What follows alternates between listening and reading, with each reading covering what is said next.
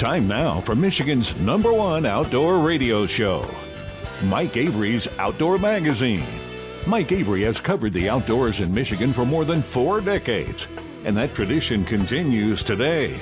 Outdoor Magazine is brought to you by Jay's Sporting Goods, the Yater Insurance Group, Angler Quest Pontoons, The Forward Corporation, Security Credit Union, Offshore Tackle, Hammond Drives and Equipment, Garber Chevrolet, the West Branch Visitors Bureau, Rapid River Knife Works, and by Michigan Brand Meats.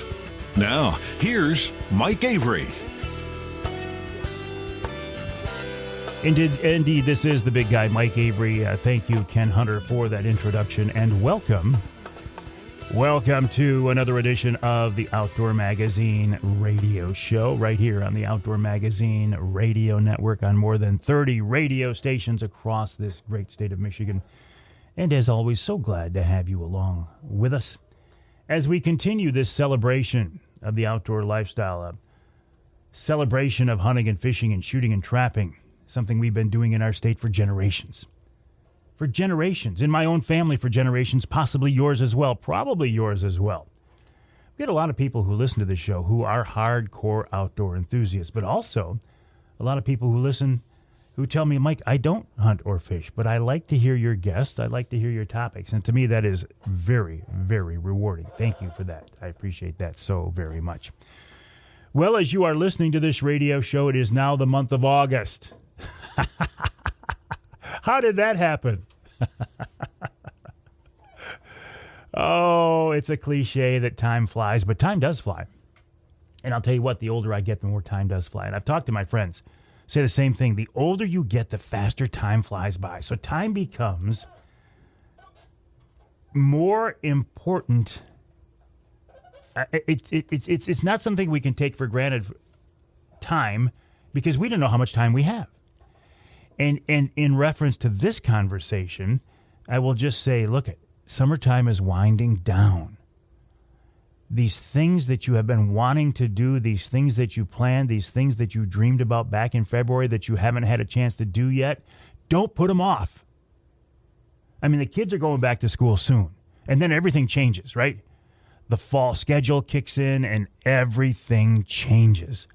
So right now, while you still have a few weeks and you still have a little bit of time, get out there and do those things. Make those memories. Take the kids out. Take the grandkids out. Make those memories, the things that they will remember for the rest of their lives, the things that they will remember when you're gone. Like, hey, remember when Dad used to? Remember when Mom used to? Remember when Grandma and Grandpa used to? Those are the types of things that we are responsible for right now that we can have an impact on future generations. And in my mind, there's very few ways that are better to do that than in the outdoors, hunting and fishing and shooting and trapping. So I finally heard the first cicada at the Avery house. Now, I know they've been buzzing all over the place. I'm getting reports from all over the state now, but I had not heard one at my house, at least while I was outside, until this past week. What does that mean? Really doesn't mean anything. It's just something I have kept track of for years. My dad used to keep track of it. The old saying was, and I have a lot of confidence. I place a lot of stock in these old sayings because they didn't get to be old sayings without having some measure of truth in them.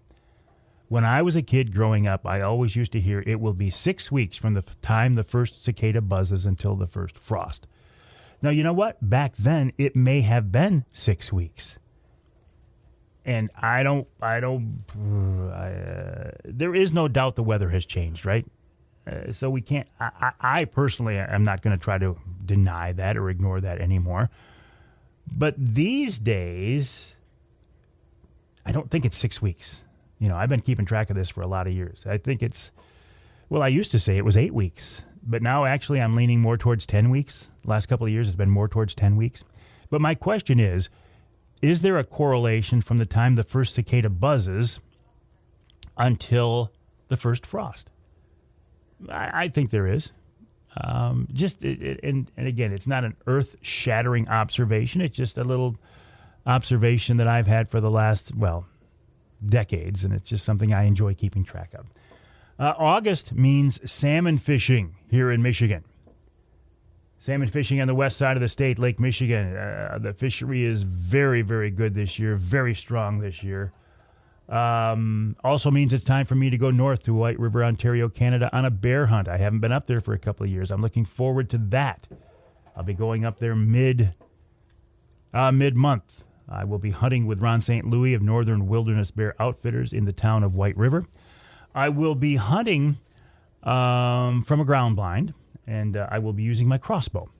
Hunting over bait, using a crossbow. I've taken bears there using a recurve, which was extraordinarily challenging and very, very rewarding. I've taken bears there using a compound, which was also fun. I've taken bears there using a crossbow, which is also a lot of fun. Probably won't hold out for a big bear. My family likes bear meat. We like bear burgers. We like bear brats. So the first respectable bear that walks in, I will probably shoot it and be very, very happy with it. I've taken some big bears over the years. I have nothing left to prove there. I don't have any more room for bear mounts. I don't have any room for bear rugs. There's no more room for shoulder mounts. I got a full-size mount. I got no more room. In fact, I will probably give the bear hide away to somebody else and just bring the meat home. But I'm looking forward to it. I cannot do this show without a wrap-up of the second annual Mike Avery Outdoors Charity Golf Outing. It was wonderful. We had it at the West Branch Country Club. This was a fundraiser to raise money for MUCC's youth camp. First year we did it, we raised $10,000. I had no idea you could make money on a golf outing. We raised $10,000. This year, I had a goal in my mind of what I wanted to raise, and I realized once we got into it that it was unrealistic. But I stuck with it. I thought, yeah, maybe. We made $22,000 on this year's event. $22,000 on a second-year event. That's $22,000 for the MUCC youth camp that wasn't there. In 2 years, we've raised $32,000 for the MUCC youth camp to get kids involved in the outdoors. I think that's wonderful. Could not have done that without the support from a lot of people. And I'm going to go through them here right now. Michigan United Conservation Club, Security Credit Union, Jay's Sporting Goods, Michigan Brand Meats, Rapid River Knives, Truck Trolley, West Branch Country Club, T.D. Johnson Forestry, Lehman Wesley, Huron Sportsmen's Association, Mason McBride Insurance, Vantage Plastics, Gold Bond Building Products, Enbridge, Diebold Insurance, Trinity Lutheran Church, WSGW, WTCM, WATZ, Forward Convenience Stores, West Branch Visitors Bureau, Lumberjack Food and Spirits, Sturgeon for Tomorrow, Chelsea Rod and Gun Club, John and Debbie Craves, Linwood Taxidermy, JT Archbold, Doug Ward, Express Fishing Charters, Mike Smith, Offshore Account Sport Fishing, Brad Dupuis, Angler Quest Pontoons, Craig Plowman, Trophies Africa, Ross Elliott, Johnny Bowler, Hart Buick GMC, Boning Archery, Wreck Broadheads, Pizza Sam's, Gus, thank you, Prime Archery, Engraved Headstones and Monuments, Giant Mouse Knives. Those are, I hope, all of the groups that came together to help out. If I missed somebody, I apologize. $22,000 on a second-year event. Thank you so very much for that. It was wonderful. The weather was beautiful. It got a little hot there at the end. It did get a little hot, but we didn't get rain. And we had a lot of fun. So thank you for that. I do appreciate it. We will do this again the last Friday in July next year at the West Branch Country Club. So on your calendar right now, and it's July 31st next year, put the last Friday of July on your calendar from now on. Join us in West Branch to play golf, have fun, and raise money. Thank you for everyone involved. It was an absolute riot, and I cannot thank you enough.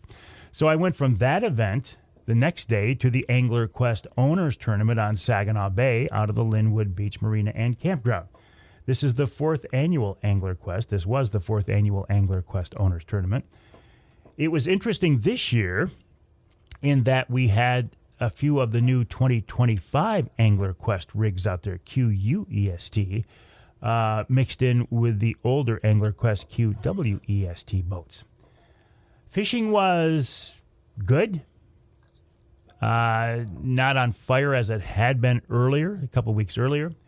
A lot of our anglers did get some rain, but we had a great time. They came back in. We weighed in a bunch of fish. The biggest fish of the event, just over 5 pounds, which is a big, big midsummer Saginaw Bay fish.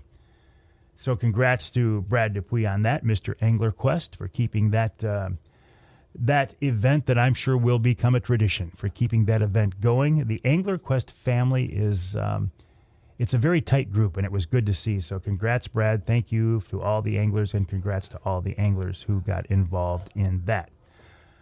Okay, so what else? Why don't I tell you who's coming up on this week's radio show? After the break, Tom Nelson of the American Archer TV show, but much more. I mean, Tom hosts the American Archer TV show, but he is much more when it comes to archery. He is involved in archery. It is a lifestyle for him. It is a passion. We'll talk about that and getting ready for the upcoming fall bow season. Then Tom Campbell of Woods-n-Waternews. Boy, their big outdoor weekend's coming up fast as well. We'll talk about that. In our second hour, Larry Jennings of Michigan-based Jonah Jigs talks about jigging for king salmon, well, for trout and salmon on the Great Lakes. Not just in the river mouths, not just the drowned river mouths, not the piers, but out in the big open water as well. Then Steve Windom of MUCC with a wrap-up of the golf outing. This week's Ask Avery segment. It's a twofer. And in hour number 3, Rich Chrzan of Killer Food Plots joins me to talk about this fall food plot planting season. It's here. It's time to get ready. And, of course, we'll wrap it all up with wild game chef extraordinaire Dixie Dave Minar. My name is Mike Avery. This show is called Outdoor Magazine Radio. It is a radio show, also available as a podcast. My website, MikeAveryOutdoors.com, MikeAveryOutdoors.com. My email address is Mike@MikeAveryOutdoors.com. I would love to hear from you. Let me know what's on your mind, what you think. Mike@MikeAveryOutdoors.com. Glad you're with us this week right here on Outdoor Magazine.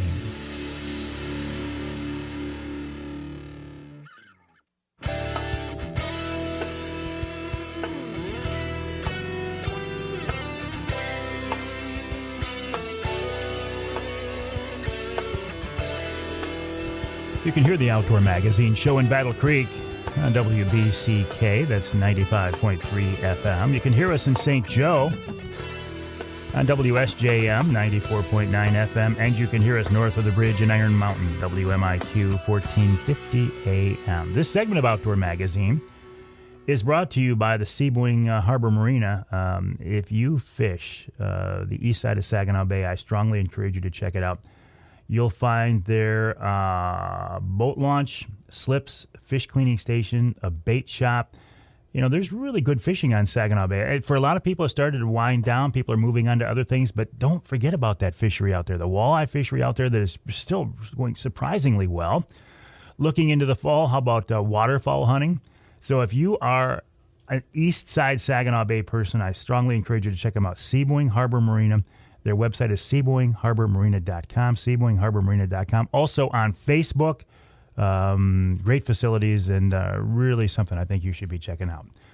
As I said earlier, I'm getting ready here, well, in the next couple of weeks, to head north to White River, Ontario, Canada, on a bear hunt. I have shot a lot of bears over the years, and until last fall, I'd never taken one with a gun. I shot my first Michigan bear with a Michigan-made Brenton rifle. But other than that, all the bears I've ever taken have been with a bow, with archery tackle of some kind, either a recurve, a compound, or a crossbow. I love bow hunting. I am fascinated by it. I've never reached the level, I never will, and it's okay, never reached the level of a guy like Tom Nelson. Tom's been around the archery scene forever. He's the host of the American Archer TV show, the website, theamericanarcher.com. And he is a huge proponent for archery in general, and he joins me now on the Outdoor Magazine phone line. Tom, welcome back. How have you been? Good, Mike. It's always a pleasure to be on your show, and I appreciate it. Well, and I appreciate you, and I forgot to mention in your introduction here, you are a Michigan guy as well.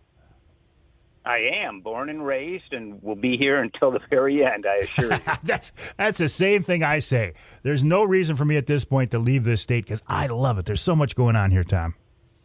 There is, and it's funny, Mike, that you even bring this up because I get asked all the time. And just recently, Saturday, run into an individual at an archery event, and they go, "Oh, you're here in Michigan, blah, blah, blah. Where are you from?" I said, right here, Central Michigan. And he's like, "You don't live in, like, Colorado or Alaska or something?" No. I've been, here my whole life, because I could live anywhere with what I do. But, again, like you said, man, Michigan is in my roots, and all the opportunities. I can't think of a better place to live, truly. No, I've always said that. It was nice when I had the TV show and I was doing a lot of traveling to go to these beautiful and exotic places, but I always looked forward to coming home to Michigan. Could you, Tom Nelson, in your show, The American Archer, could you do a season just on hunting in Michigan, or are you, I don't want to say forced, do you have to go out of state to get a variety of hunts? Yeah, really, yes.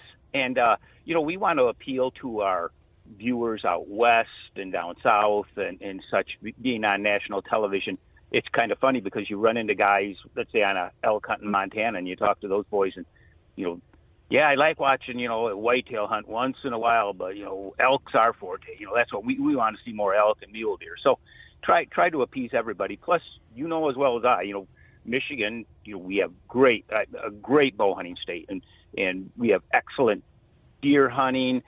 Bear can be iffy. You have to draw that coveted tag, and turkey. So there's only X amount you can do here. So, but could I do it if I had to? Absolutely. I mean, we have a lot of opportunities. We're very, very blessed, as you well know, to live in Michigan and have the long bow seasons that we have and the opportunities. Of all the adventures you've been on, can you, and I know you've had this question before, Tom Nelson, American Archer, what's the best hunt? What's your favorite hunt you've ever been on? Can you narrow it down? Oh my gosh, that I do get asked that a lot, and it's always tough because I've had so many fantastic hunts. Like you, I'm a bear hunting fanatic. I love bear hunting. I go every year.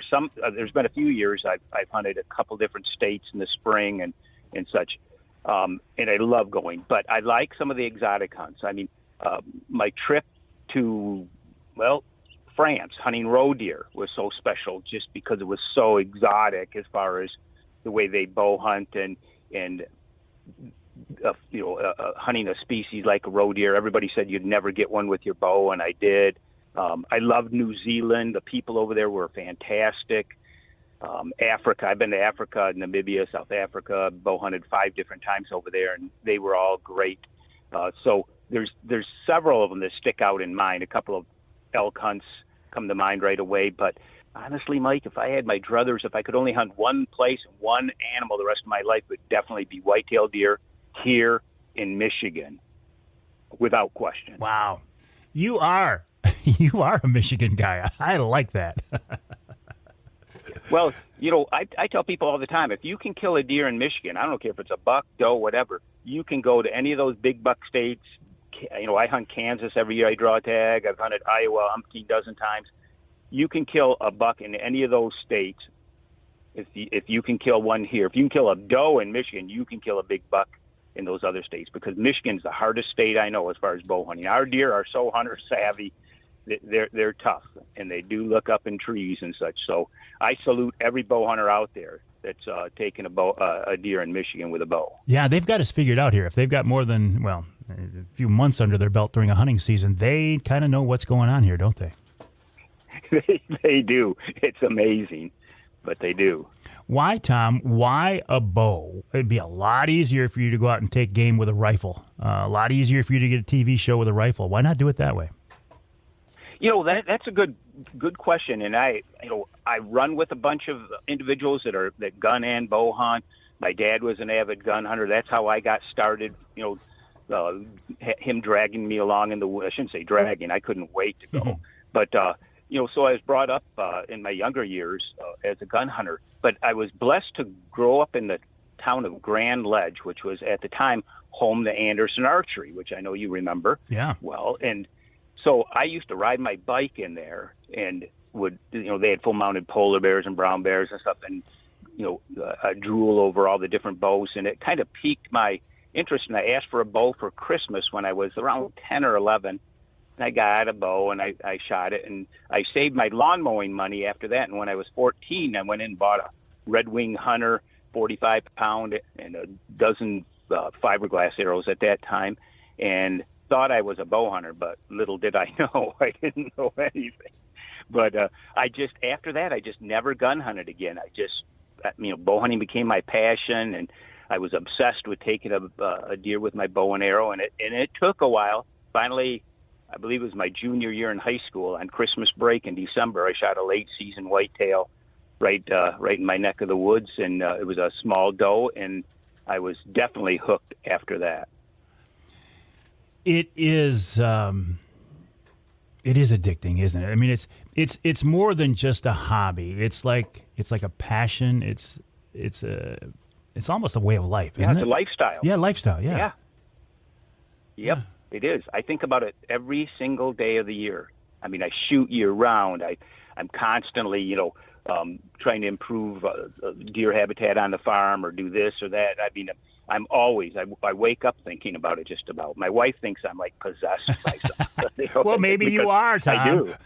I think I am. I truly am. Let's talk about this. You led me into this very well. Thank you. Let's talk about this shooting this time of year in preparation for the fall season.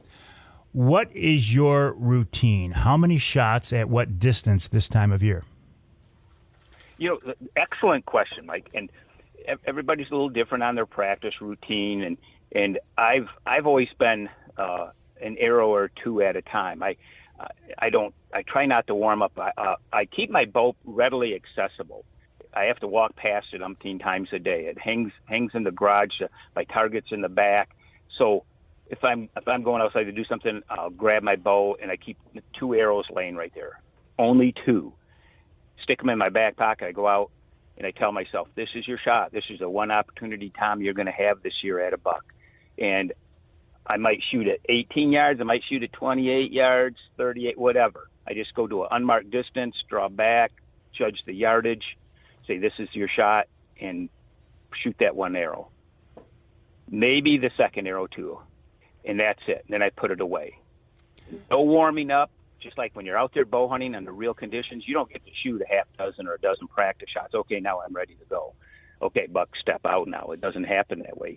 You're cold, you're stiff, you're caught off guard, you have seconds to make that shot. Put that pressure on yourself, to draw back and with, make that 1 arrow count. That's my practice routine, Mike. So it might be 10 arrows a day, it might be 2 arrows a day, it might be 20. Just depends on what's going on. In this heat, I've been more of a 2 to 4 arrows a day guy this last week.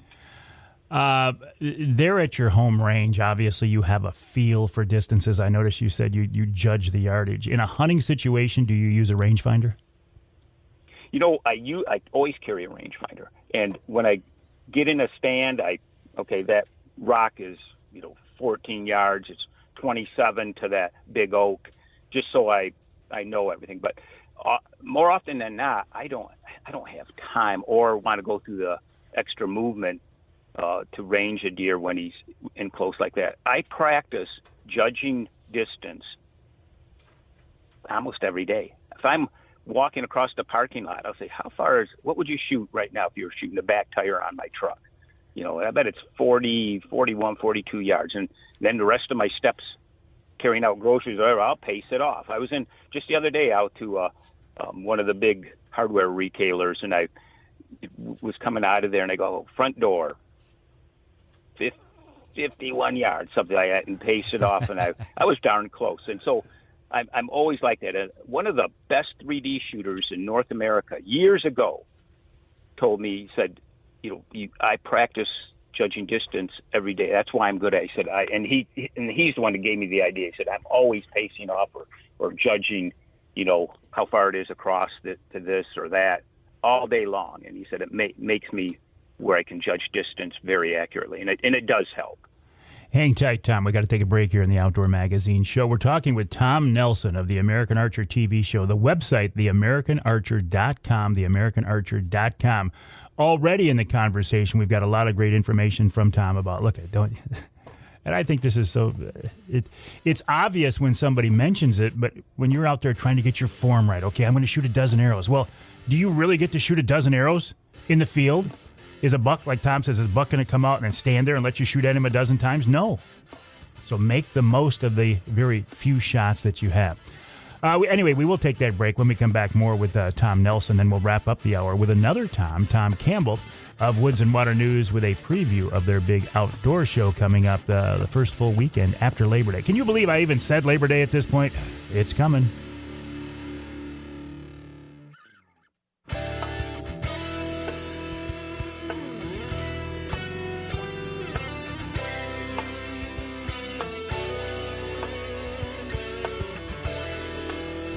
You can hear the Outdoor Magazine show in Alpena on WZTK. That's 105.7 FM. You can hear us in Lansing, WILS 1320 AM, and north of the bridge in Escanaba on WCHT 600 AM, 93.5 FM. This segment of Outdoor Magazine brought to you by VersaSkins. Why buy a bunch of different expensive sets of hunting clothes when you can buy one good quality set and then snap on and zip on an outer shell of a different camo pattern, and you can do it in less than a minute? Check them out online. The website is versaskins.com. That's versaskins.com, or go to amazon.com and do a search for VersaSkins brand. And I'm pretty sure, I haven't confirmed this with company owner Paul Perrone yet, but I am quite sure he will be at the big outdoor weekend coming up in Imlay City there shortly, the first full weekend after Labor Day as well. So check him out there. The slogan for VersaSkins, just change your skin for the season you're in. And I think that's a good slogan. It's a Michigan-based, family-owned company. You know I love that, versaskins.com.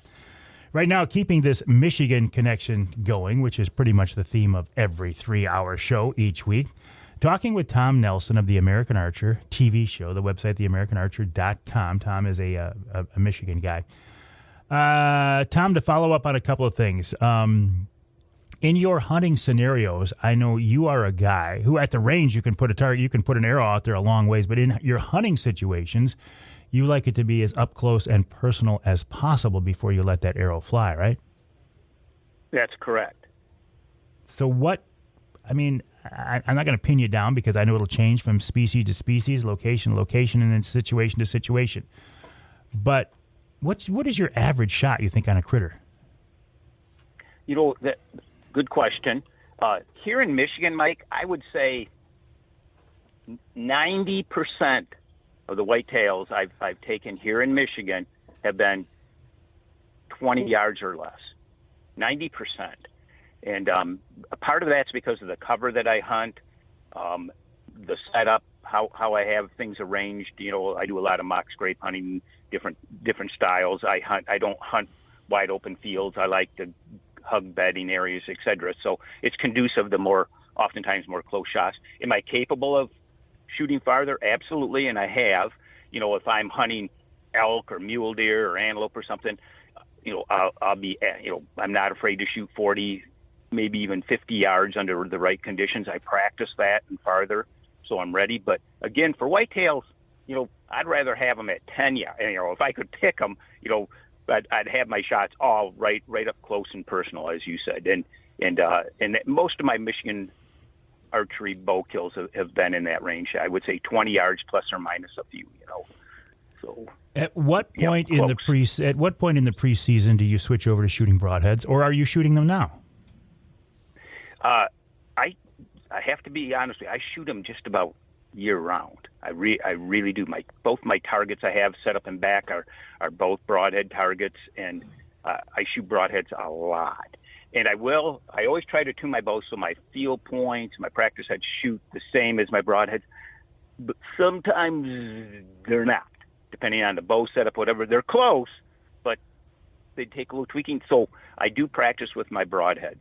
A lot of guys complain, that's expensive, or I don't want to use, broadheads, as you know. Oh, man. No, not at Your all. whole arrow setup is expensive when you lose one. Yeah. So they're, a bit apprehensive about practicing with them. But if I could give one word of advice, Mike, I would tell them at least a week or two before bow season, screw in one of your old broadheads, keep a few aside as practice heads, and shoot them. And just be sure. Just because they weigh the same doesn't mean they're going to shoot the same.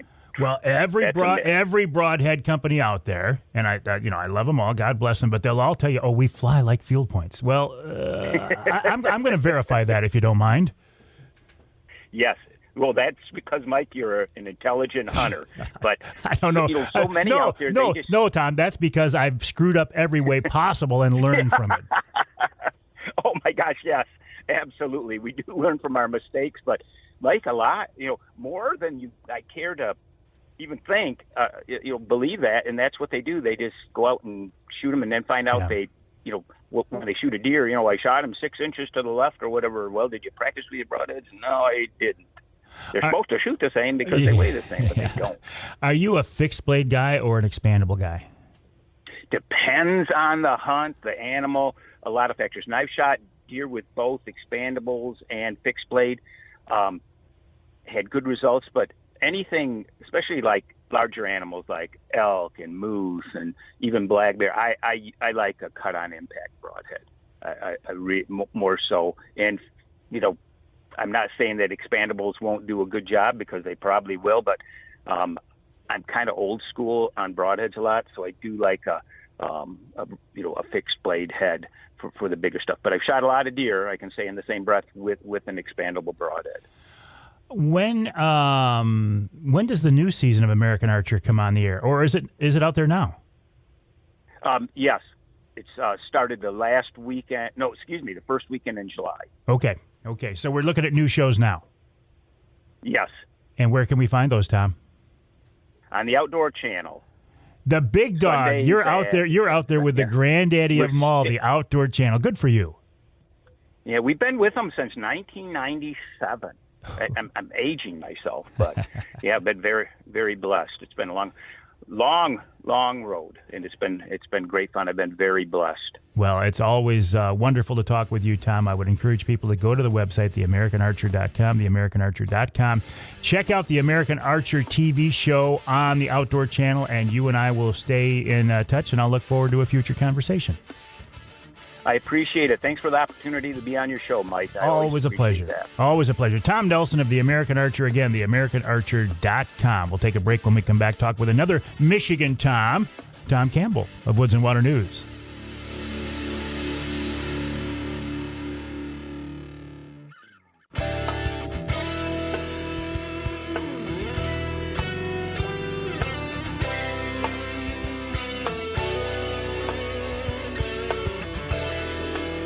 You can hear the Outdoor Magazine show in Houghton Lake on the Twister, 92.1 WTWS. You can hear us in Port Huron, WPHM, 1380 AM. And north of the bridge in Newberry, WNBY, 1450 AM. This segment of Outdoor Magazine brought to you by Killer Food Plots, Michigan-based, family-owned Killer Food Plots. Rich Chrzan does a wonderful job, and he's busy right now. This fall food plot planting season is just starting to ramp up.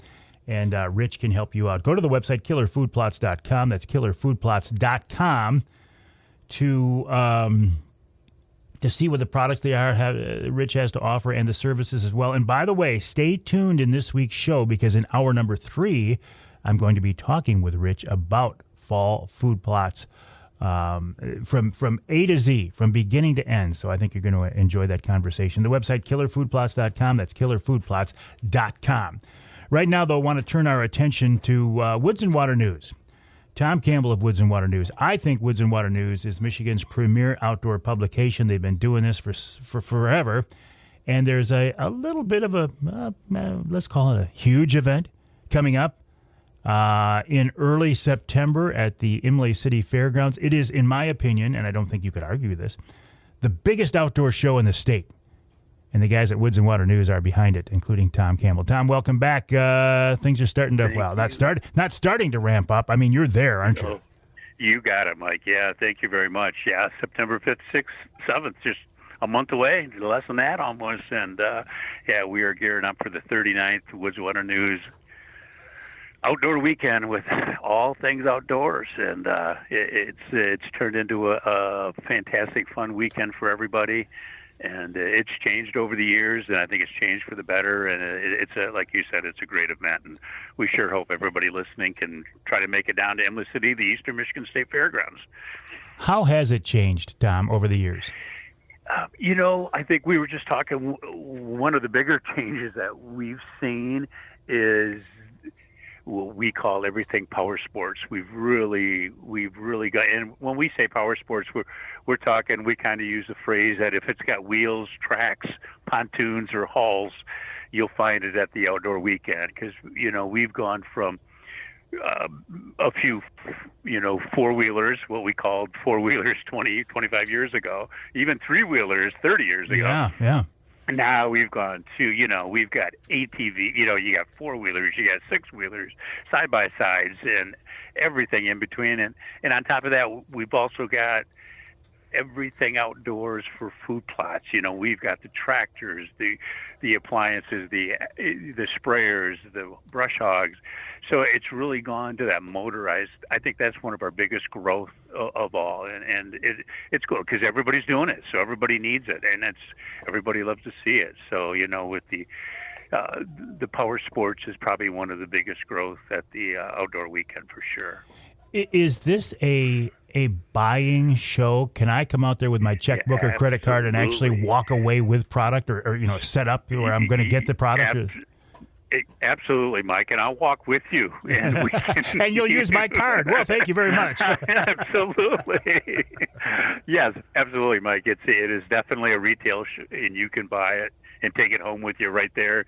You can see it, you can touch it, you can talk to the experts and see what's going on and walk right out the door with it. So absolutely, yeah. And we encourage that as well.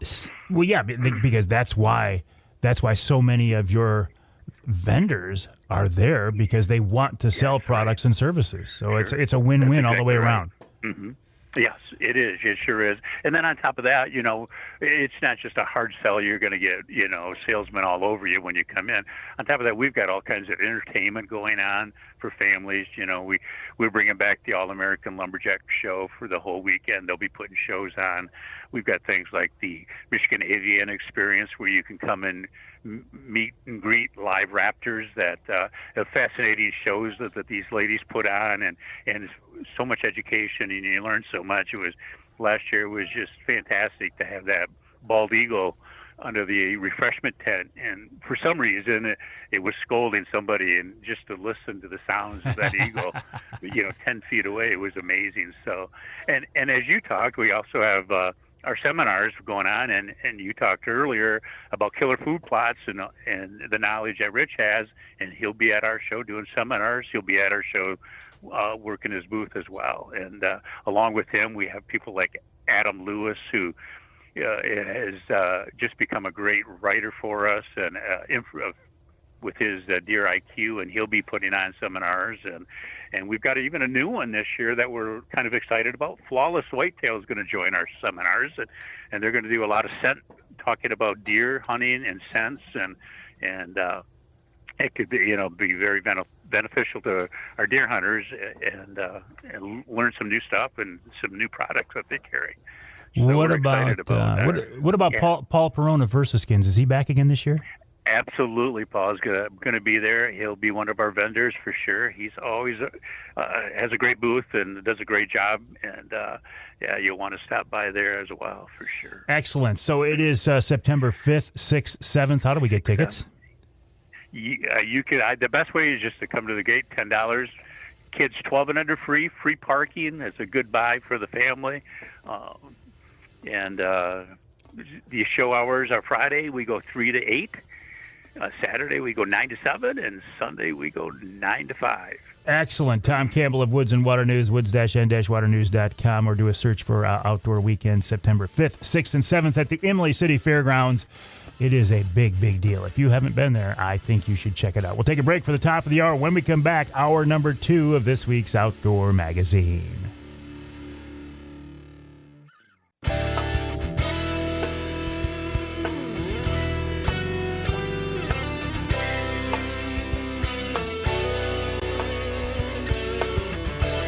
Time now for Michigan's #1 outdoor radio show, Mike Avery's Outdoor Magazine. Mike Avery has covered the outdoors in Michigan for more than 4 decades, and that tradition continues today.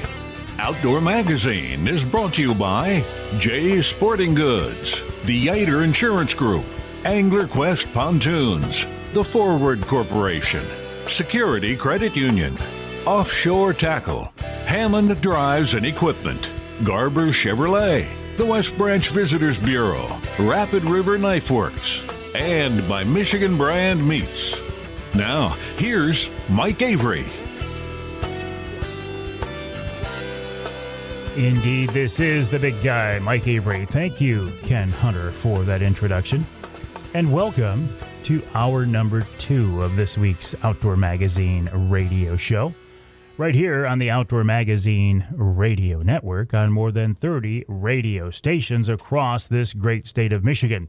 And as always, I do believe the best way to listen to this show, if you can, is on your local radio station. This show, the content of the show, is scheduled, it is recorded, it is produced, and it is distributed as a radio show, a 3-hour weekly outdoor radio show on stations here in the great state of Michigan. And I think that makes it pretty unique. I can't think of another 3-hour weekly syndicated statewide outdoor radio show here in our great state. So thank you for that. I do certainly appreciate it. And this whole concept of, radio show versus podcast. At our golf outing last weekend, my own brother-in-law said, "Hey, I was listening to your podcast last week." And I'm like, okay, boom, you got my attention. Where were you listening to it? Well, and he gave the call letters of his local radio station. I said, doggone it. You were listening to the radio show, not the podcast. But I realized that probably only matters to me. And maybe Charlie, right? Charlie? Yeah, Charlie's like, yeah, it matters to me. Charlie's a radio guy. Okay, so we go through this every week. Podcasting is a term that everybody uses these days. I don't care if you're watching NBC Nightly News, you'll probably say, "Hey, I watched their podcast." That's a losing battle. I give up, you win. The fact that you're hearing me at all is what matters. There is a podcast version of the show, though. You can hear it all over the place on my website, MikeAveryOutdoors.com, and on all of the different podcast platforms, including YouTube. And each month I do a podcast specifically for some of my advertising partners, including Offshore Tackle, Angler Quest Boats, and Killer Food Plots. And speaking of Killer Food Plots, Rich Chrzan of Killer Food Plots will be on with me in the third hour of this week's show to talk more about the food plot planting season. But in the meantime, let's talk about fishing for Great Lakes salmon and trout. But not the usual way. Not the way we've been doing it for years and years. Not trolling. And I love trolling. I am a troller. I think trolling is a very productive and effective way and fun way to catch fish. But there's nothing like having that rod in your hands when a fish bites. How do you do that with Great Lakes salmon and trout?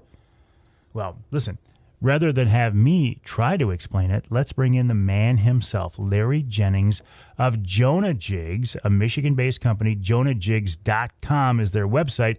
And Larry's with us now on the Outdoor Magazine phone line. Larry, welcome back. How are you? Great, Mike. Good to be here on your podcast. Oh! On your radio show. Oh, thank you. On the radio show. Yes, sir.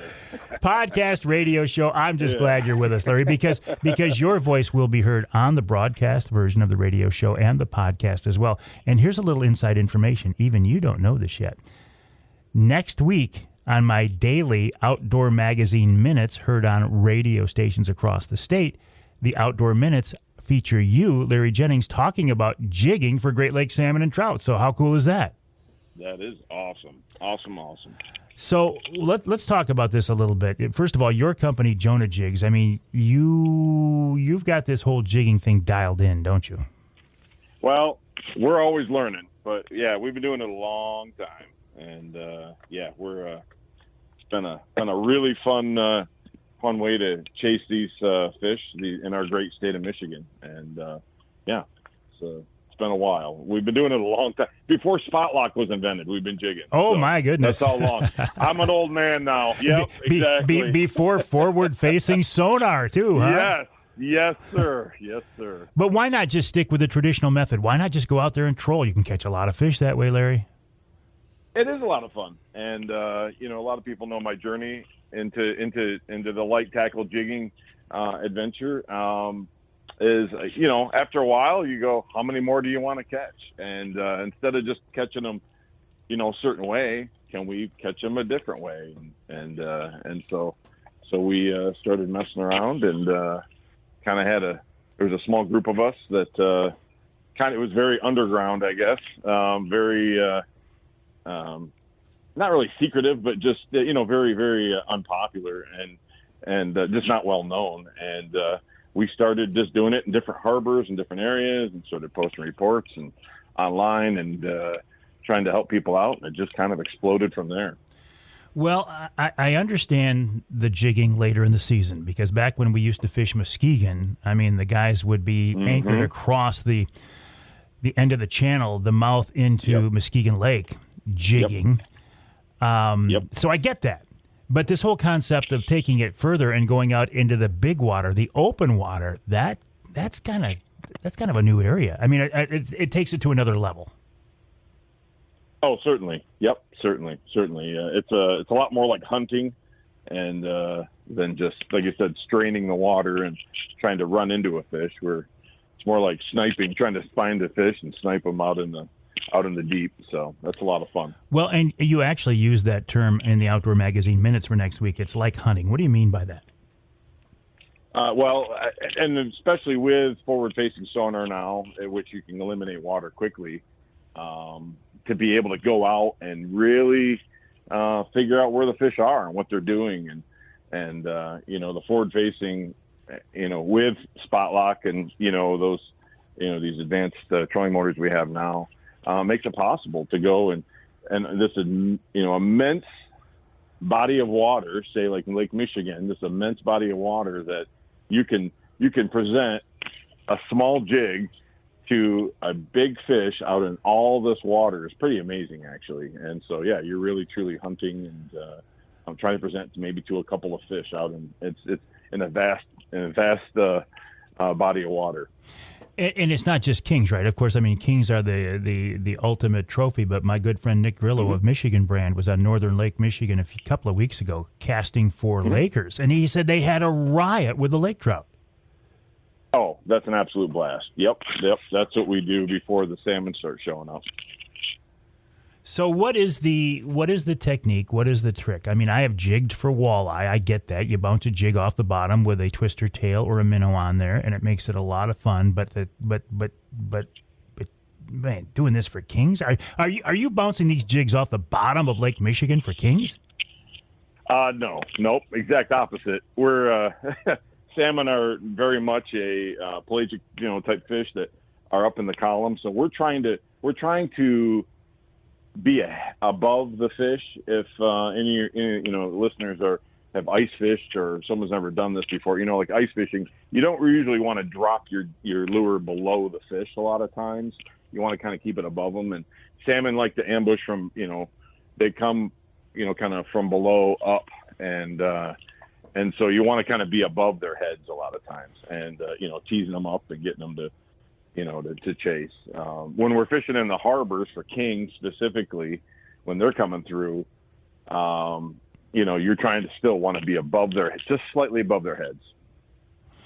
Slightly above their heads in the harbors, the drowned river mouths. When you're out there in that crystal clear water of the big lake, what are we talking? How far up will a fish come to hit one of your jigs? Oh, I've had a lake trout move 80 feet to hit one of my jigs 20 feet below the boat. And guess what? We're in 120 feet of water. So there was not much water left. I mean, it was, when I started seeing that, and that was a long time ago, we started seeing this, and we're like, oh my goodness, this is a lot of fun. And lake trout, even talk about lake trout specifically. Lake trout, usually when you're trolling, you kind of, try to avoid them a little bit when you're chasing kings or whatever. But when we started catching the lake trout on light tackle, oh my goodness, that opened a whole new world. And like I said, that was even before spot lock. I mean, that was, we're back trolling, trying to hold, and so when the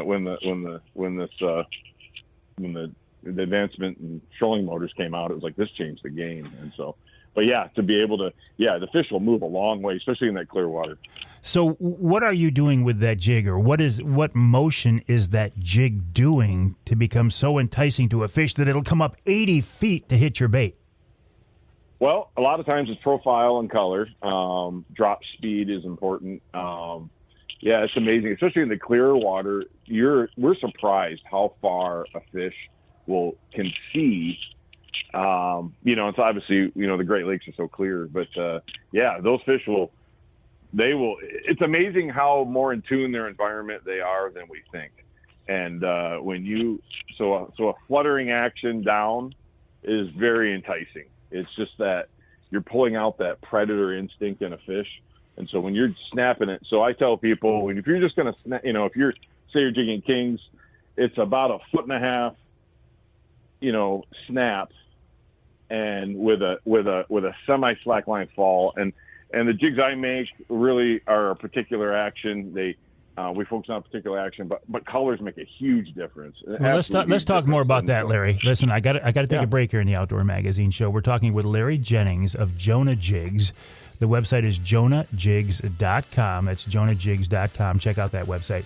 After the break, I want to talk more with Larry about this, the subtleties, the nuances, the technique of how you attract big Great Lakes salmon and trout to your little jig out in the middle of nowhere, well, in close, too. That's coming up after the break right here on Outdoor Magazine.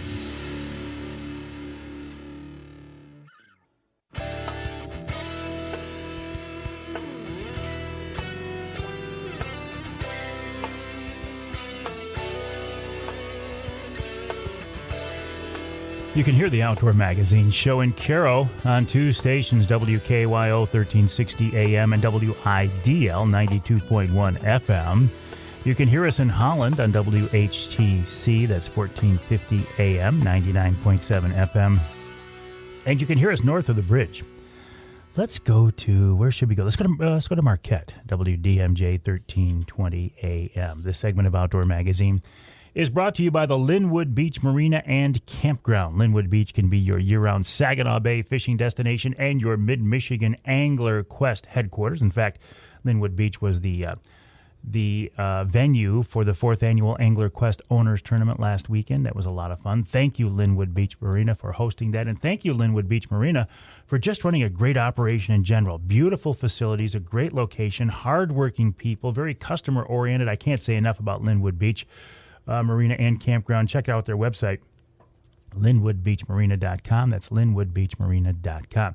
Now, also, some of the anglers and some of the charter captains out of Linwood Beach are experimenting now with going out in Saginaw Bay and targeting suspended walleye and casting baits to them. Now, some of the guys I know, Jason Graham, Mike Smith, they're having a riot with that. Take that to the next level now. Go to Lake Michigan. Do the same thing for Great Lakes salmon and trout. And that's what Larry Jennings has been doing of Jonah Jigs, jonahjigs.com, that's jonahjigs.com. And he's with us now on the Outdoor Magazine phone line to talk more about this. Larry, is this a tough technique to learn? Is there a lot to it, or is it pretty straightforward? It's pretty straightforward. If you're going to chase offshore salmon and lake trout, it's basically find fish, drop, and present lures to them, and you're going to know right away what's going to happen. And it's my biggest tip I give to a lot of my customers. We have a lot of people come from all over, especially and come up to the Traverse City area up here to do lake trout. Especially, I tell them, I'm like, listen, find fish, present to them, but don't linger too long. You're going to find, you got to find the right fish with the right attitude.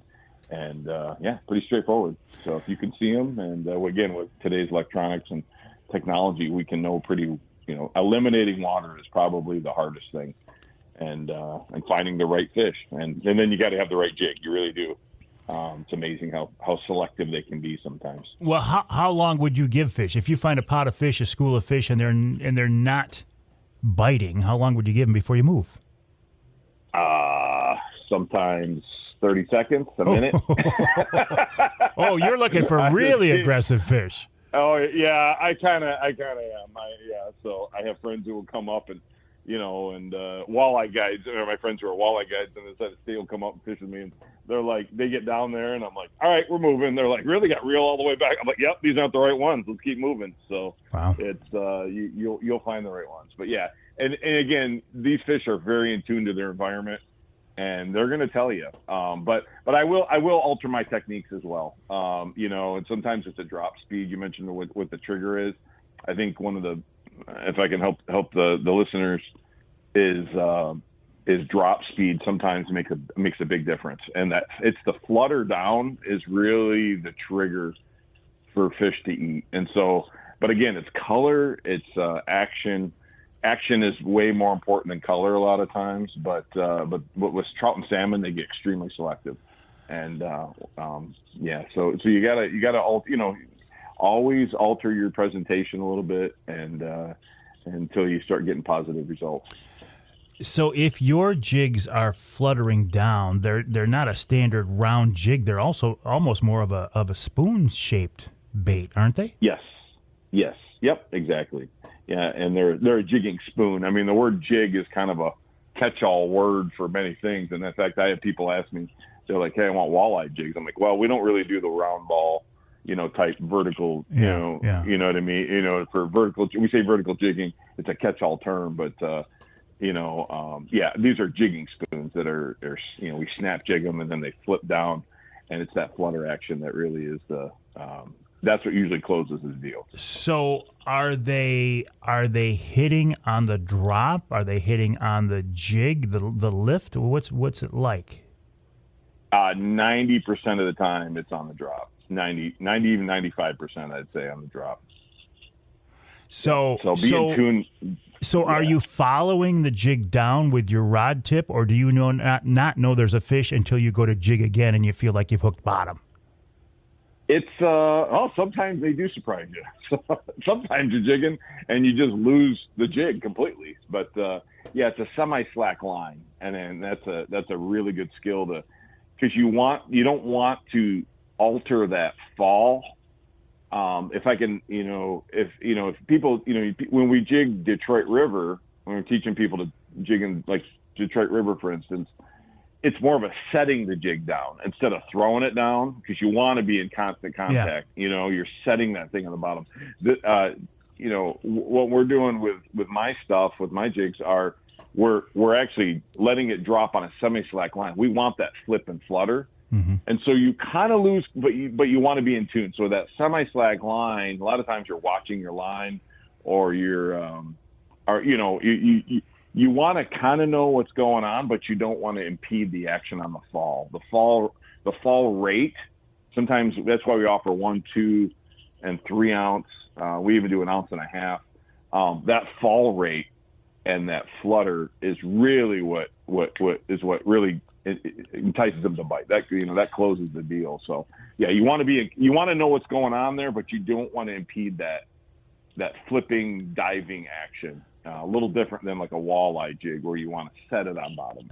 We're kind of throwing these things down there. Are you tipping them with live bait at all? Are you putting scent of any kind on your jigs? We really don't. I've experimented with it, but I just don't like scents and jellies and all that stuff. Kind of in the jig box, it gets kind of messy. So it does. Yeah. But there's certainly, honestly, there's probably times where that would actually improve a bite.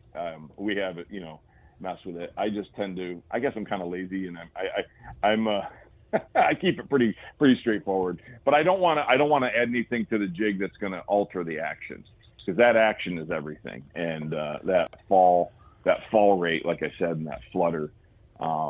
Is everything. So if I put something on the hook, it just doesn't give it the right action. So are you using braid or mono? What pound test, and how long, and what's the action on your jigging rods? So if let's say we're going to go jig kings in a harbor, I would say 7 foot, medium heavy will do you perfectly fine. So I wouldn't go over 7 foot. A lot of people I see are jigging with these 9-foot rods, and using like steelhead rods. I don't know how you jig with a 9-foot rod. I see it, and people catch fish doing it, but it's and some days. But I don't understand that. I like a shorter rod. I don't go over 7 foot. 6.6 is excellent. But for kings, if I'm jigging kings in the harbor, my perfect setup is a 7 foot, medium heavy. And if I'm running mono, which mono some days will outshine braid, believe it or not. If you're running a mono rod, you want something stout that you can really lay into those fish, because you got the stretch. If I'm jigging open water or deeper water, say Grand Traverse Bay here in the hole, what we call it, but the mouth of the Boardman, for instance, where it's 100 feet deep, I'm running braid, and I'm running still probably that medium. I like a medium heavy. 7-foot medium heavy is as long as I would go.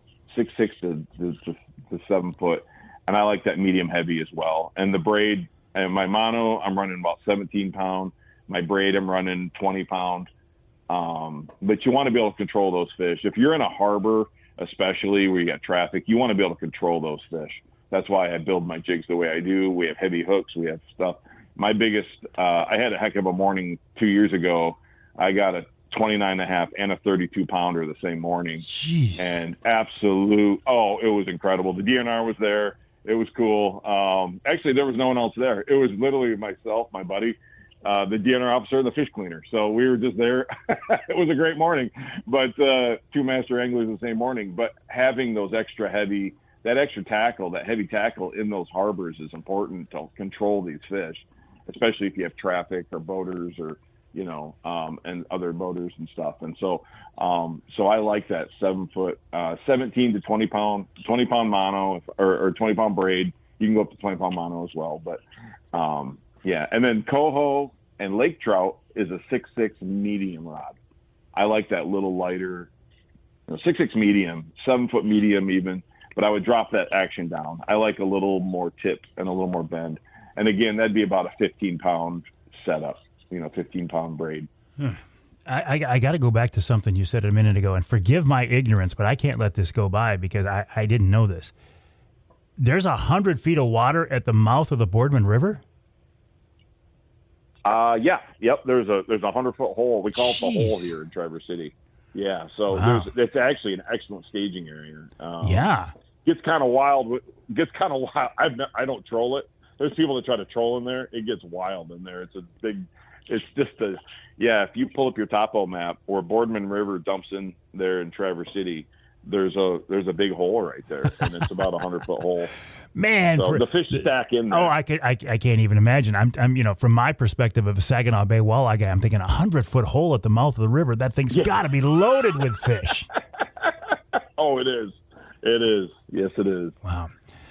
Well, Larry, I congratulate you on what you've done for promoting this technique and for coming up with the spoons to help do it. I mean, you got a lot of guys doing this now, and is there any more fun way to catch fish than having the rod in your hand? I don't think so.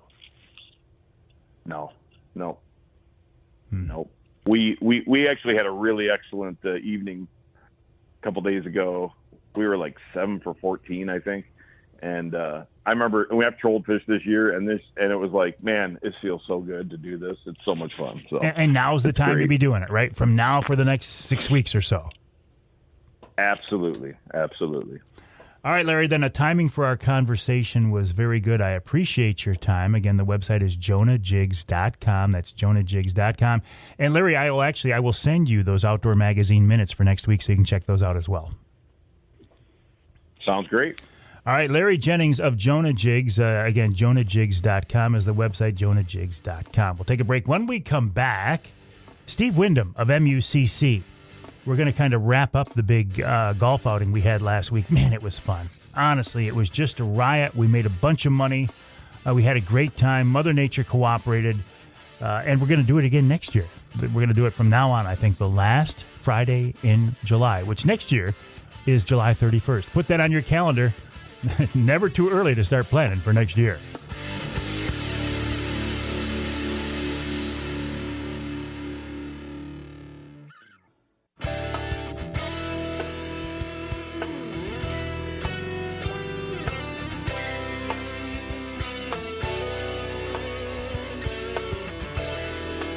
You can hear the Outdoor Magazine show on more than 30 stations across this great state of Michigan, including Big Country Gold, WCBY. In Sheboygan, that's 1240 AM, 100.7 FM. You can hear us in Ludington on News 97, 98, 98.7 WLDN. And you can hear us north of the bridge in the Sioux on WKNW 1400 AM. You know, for the last several weeks, in fact, a couple of months even, I was talking about this big golf outing we were going to have to raise money for MUCC's youth camp. This is a concept that came up on a Wednesday night live stream last year. We did it last year for the first time. We made $10,000 on a first-year event. And I thought, okay, we're on to something here. So we decided to do it again this year at the West Branch Country Club in beautiful West Branch, partnered with the folks at MUCC. And this second annual event was a huge success. We cleared $22,000. We more than doubled our profits, our net profits for the event. And all of that money goes to MUCC's youth camp. I am so happy about this. I am so proud that this thing is has been embraced by you and supported by you. Earlier in the show, I read a list of every person and company who helped support the event. I'm not going to do that again, but just know that we appreciate it. I appreciate it. I also appreciate the fact that Steve Windom of MUCC was the guy who really put this thing together. The concept came to him with my name on it, and he's the guy who put it all together. And he's with us now on the Outdoor Magazine phone line to kind of wrap this whole thing up. Steve, welcome back. How are you? Doing good, Mike. How are you? You know, I'm great, and I'm still basking in the glow of another wonderful event. Congrats to you. Thank you to you for all the hard work you did. But, man, I think we're on to something, Steve. Yeah, no, we had a great second-year event, and as you said, we doubled our fundraising for last year to help keep the next generation of kids in the outdoors. So it's all going to help with our youth camp and keep all that programming going for future generations. Where does that money go? I mean, we talk generically about the MUCC Youth Camp, but what is this? Where do those dollars go? How does it help? Yeah, so MUCC Camp is in Chelsea, Michigan, in the Waterloo State Rec area. It's a 240-acre parcel of land that we lease from the DNR, and that takes a lot of work down there. We have cabins that need repairing. We had a new hot water heater this year. We need new archery equipment, new fishing poles, kayaks. And so all those funds go to purchase equipment and needs to make sure the kids are well cared for and have a lot of fun when they're with us for the week. Over the years, you guys have put a lot of people, Amy Trotter put a number out there, the number of campers who've gone through this place over the years, very impressive. Yeah, nearly 60,000 young people have come through MUCC's youth camp. Wow. You know, the outing this year, Mother Nature, she was good to us. It rained the day before, as you found out, you and Steve, as you were on the course. It got a little hot towards the end, but the weather was great. The crowd was great. The sponsorship was great. We had some cool games and events this year, including this thing you brought along, this AR-15 golf ball launcher, which was my favorite thing of the entire outing. That was so cool. Yeah, that was fun. And yeah, we got a little rain the day before, but that was good to get the course a little slower on the greens for us maybe. But it was a fun day. The AR-15 was a neat fundraising effort. We had the Swingless Club. We had the Big Giant Dartboard, and then the Happy Gilmore Putting Green Challenge. And so lots of fun ways to support the mission of MUCC in our youth camp, and to, like I said, I've never fired a AR-15 golf ball before, but that was fun. Yeah, well, I've never done it either, and I will do it again the first chance I get. Speaking of chances, listen, I would kind of like to say, let's just do this the last Friday in July from now on through the foreseeable future. Are you good with that? I've already got it in my calendar for next year, Mike. So the last Friday in July next year is the last day of the month, Friday, July 31st. So can we lock it in? Let's lock it in. Let's lock it in. Start getting your friends ready for another great year next year. Excellent. So I would recommend it's not too early to put that on your calendar for next year. I think this event is going to continue to grow. We're going to get more golfers every year. We're going to make more money every year because it's for a good cause. And Steve, thank you. I mean, listen, your background is in fundraising. It is in events like this. You did a wonderful job, buddy, and I really appreciate it. Well, I appreciate that, Mike. And, we can't thank you enough for putting your name on it and believing in us and supporting us through it. So we really appreciate the hard work on both ends. All right, listen, we've got a few seconds left here. Let's talk about MUCC in general. I know from being at convention that like all nonprofits, money is an issue. I mean, you guys are looking to raise more money. You're looking to get more members. Why should we do that? Why should we join MUCC, and how do we do it?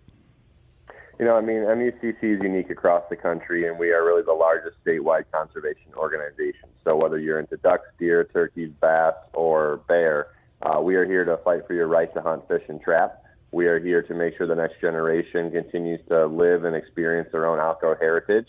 We are also here to keep you informed on issues and topics that are going to impact your favorite pursuits.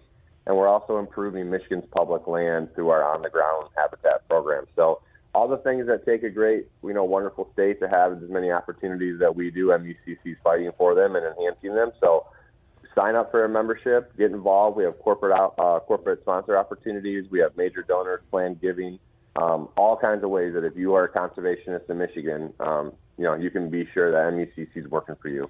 And I appreciate that. The website, mucc.org, mucc.org, set Friday, July 31st on your calendar for next year for the 3rd annual Mike Avery Outdoors Charity Golf Outing to benefit MUCC's Youth Camp. Steve Windom, appreciate your support of this. And again, to all of my friends and all of our sponsors who stepped up, thank you so very, very much.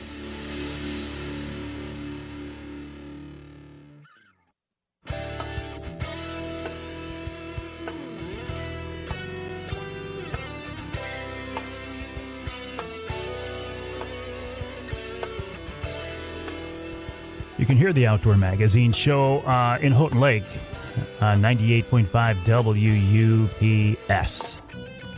You can hear us in Sandusky, the Thumb, WMIC, 660 AM, 95.3 FM. And you can hear us north of the bridge in Manistee, WTIQ, 1490 AM, 95.3 FM. The Ask Avery segment is brought to you each week by the good folks at Security Credit Union. And again, Security Credit Union stepped up tremendously. Their Security Credit Union Foundation became the major sponsor of the big golf outing, and we appreciate that so very much. The Ask Avery segment is your chance to get involved in the show. You can send me a question, something you want me to answer directly, or something you want me to pass along to somebody else. The best way to get those questions to me is send me an email, mike@mikeaveryoutdoors.com.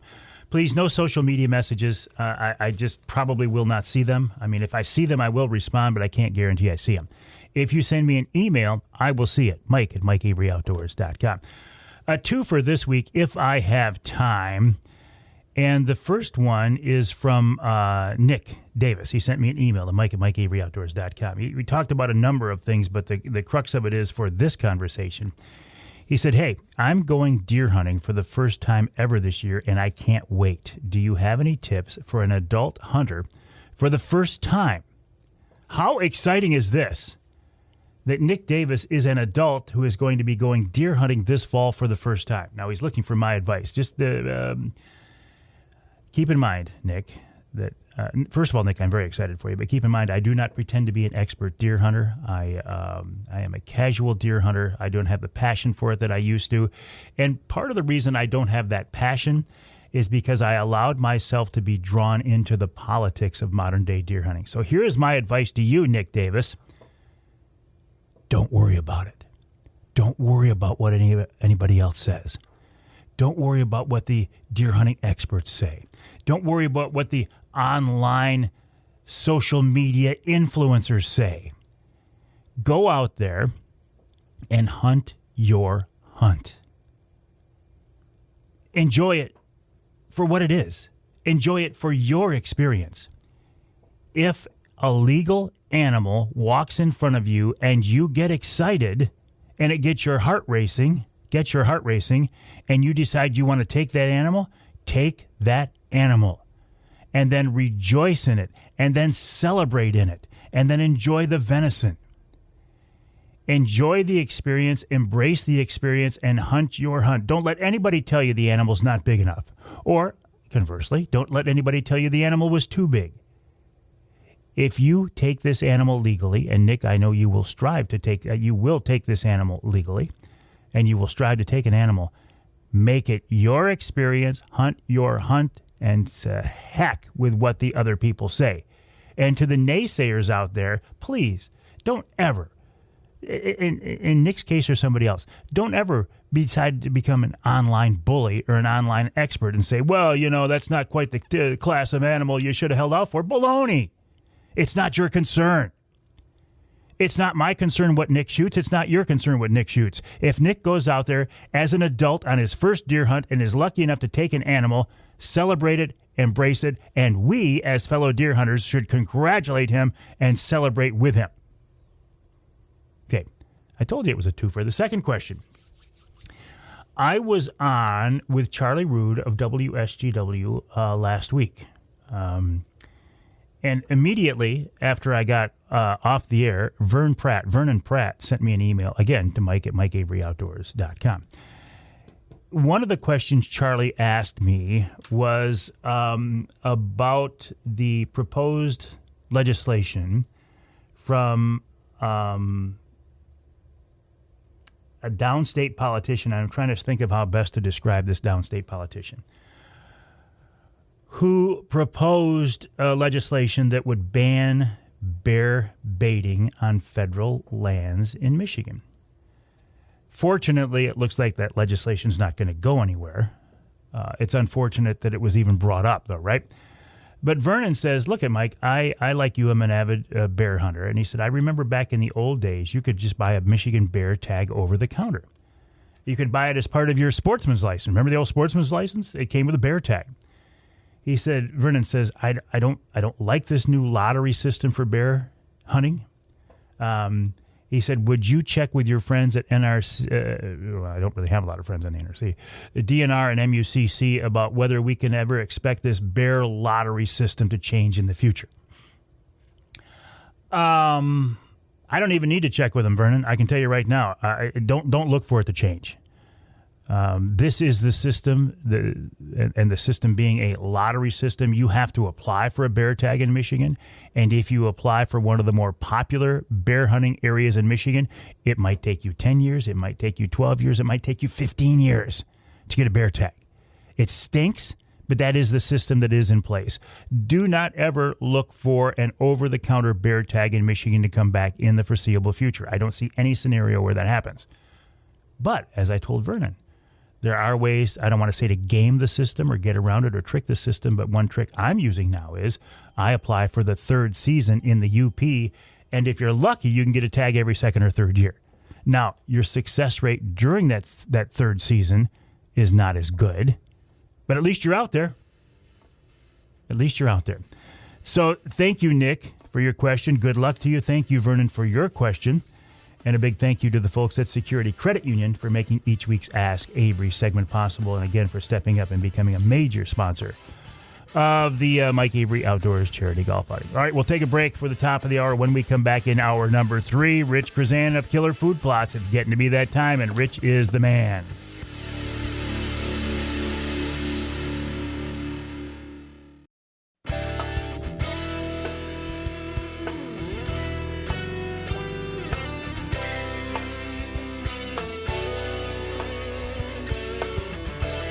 Time now for Michigan's #1 outdoor radio show, Mike Avery's Outdoor Magazine.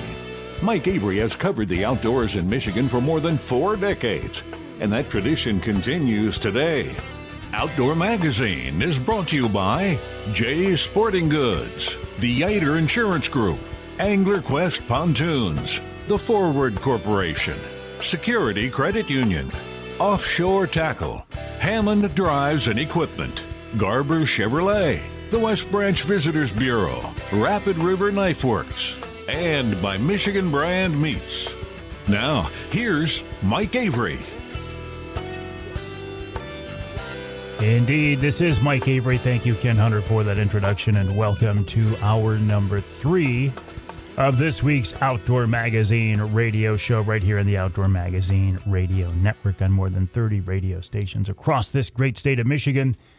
As we jump into a new month, it's August. As you're hearing this show, it is the first weekend in August, which is just kind of crazy, isn't it? Wasn't it just Memorial Weekend? Yes, I know. I don't know how it happens, but it happens like this every year. So what does August mean? It's kind of an interesting month, isn't it? It's like, okay, August can mean it's the time you're salmon fishing over on Lake Michigan. For me, I'm getting ready for a bear hunt up in White River, Ontario. My son James has been working on food plots. I know. I should have been out there with him. I know. And I'm feeling, I got to be honest, just a little bit guilty. I didn't even know he was going out there until he texted me and said, hey, here's what I got done today. I'm like, well, why don't you let me know? To be honest, not that I'm that much help, but I'm there for moral support. I'm pretty good at moral support, James. Just give me a call. I can come and watch you and cheer you cheer you on. Good job, James. But it is also a time to be really getting serious about your fall food plots, right? I mean, I know it's not fall yet, but we call it fall food plot planting. And whenever I think about food plots, I think of Killer Food Plots, Michigan-based, family-owned Killer Food Plots. Rich Chrzan, just a hardworking guy, does a great job. He has helped so many people get the most from their food plots, whether it's a spring food plot or a fall, but, you know, fall is the time we really start to look at them, right? I do a monthly podcast with Rich as well. I would encourage you to check that out. It's the Killer Food Plots podcast. But I love to, especially this time of year, get him on the radio show a lot to talk about it as well. And I'll tell you what, to get him off a tractor this time of year is not an easy task. But I got him, and he's with us now once again. Rich, welcome back. How are you? I'm good, Mike. And yourself? Well, I'm good, but I got to believe you're maybe enjoying a little bit of a break in the weather. Oh, yeah. I mean, 84 degrees today. I'm really looking forward to that compared to the 84 is like it's like a cold front came in. Oh man, it's beautiful outside right now. I'm trying to get a couple local plots done. The last 2 days have just been brutal. I'm trying to pull soil samples, and the ground's just so hard down here in my area because of the rain that we haven't been getting. Some of these fields look like a dried up pond where they get them big cracks in the dirt, and it's just all dried up. You didn't get any rain the last couple of days, Rich?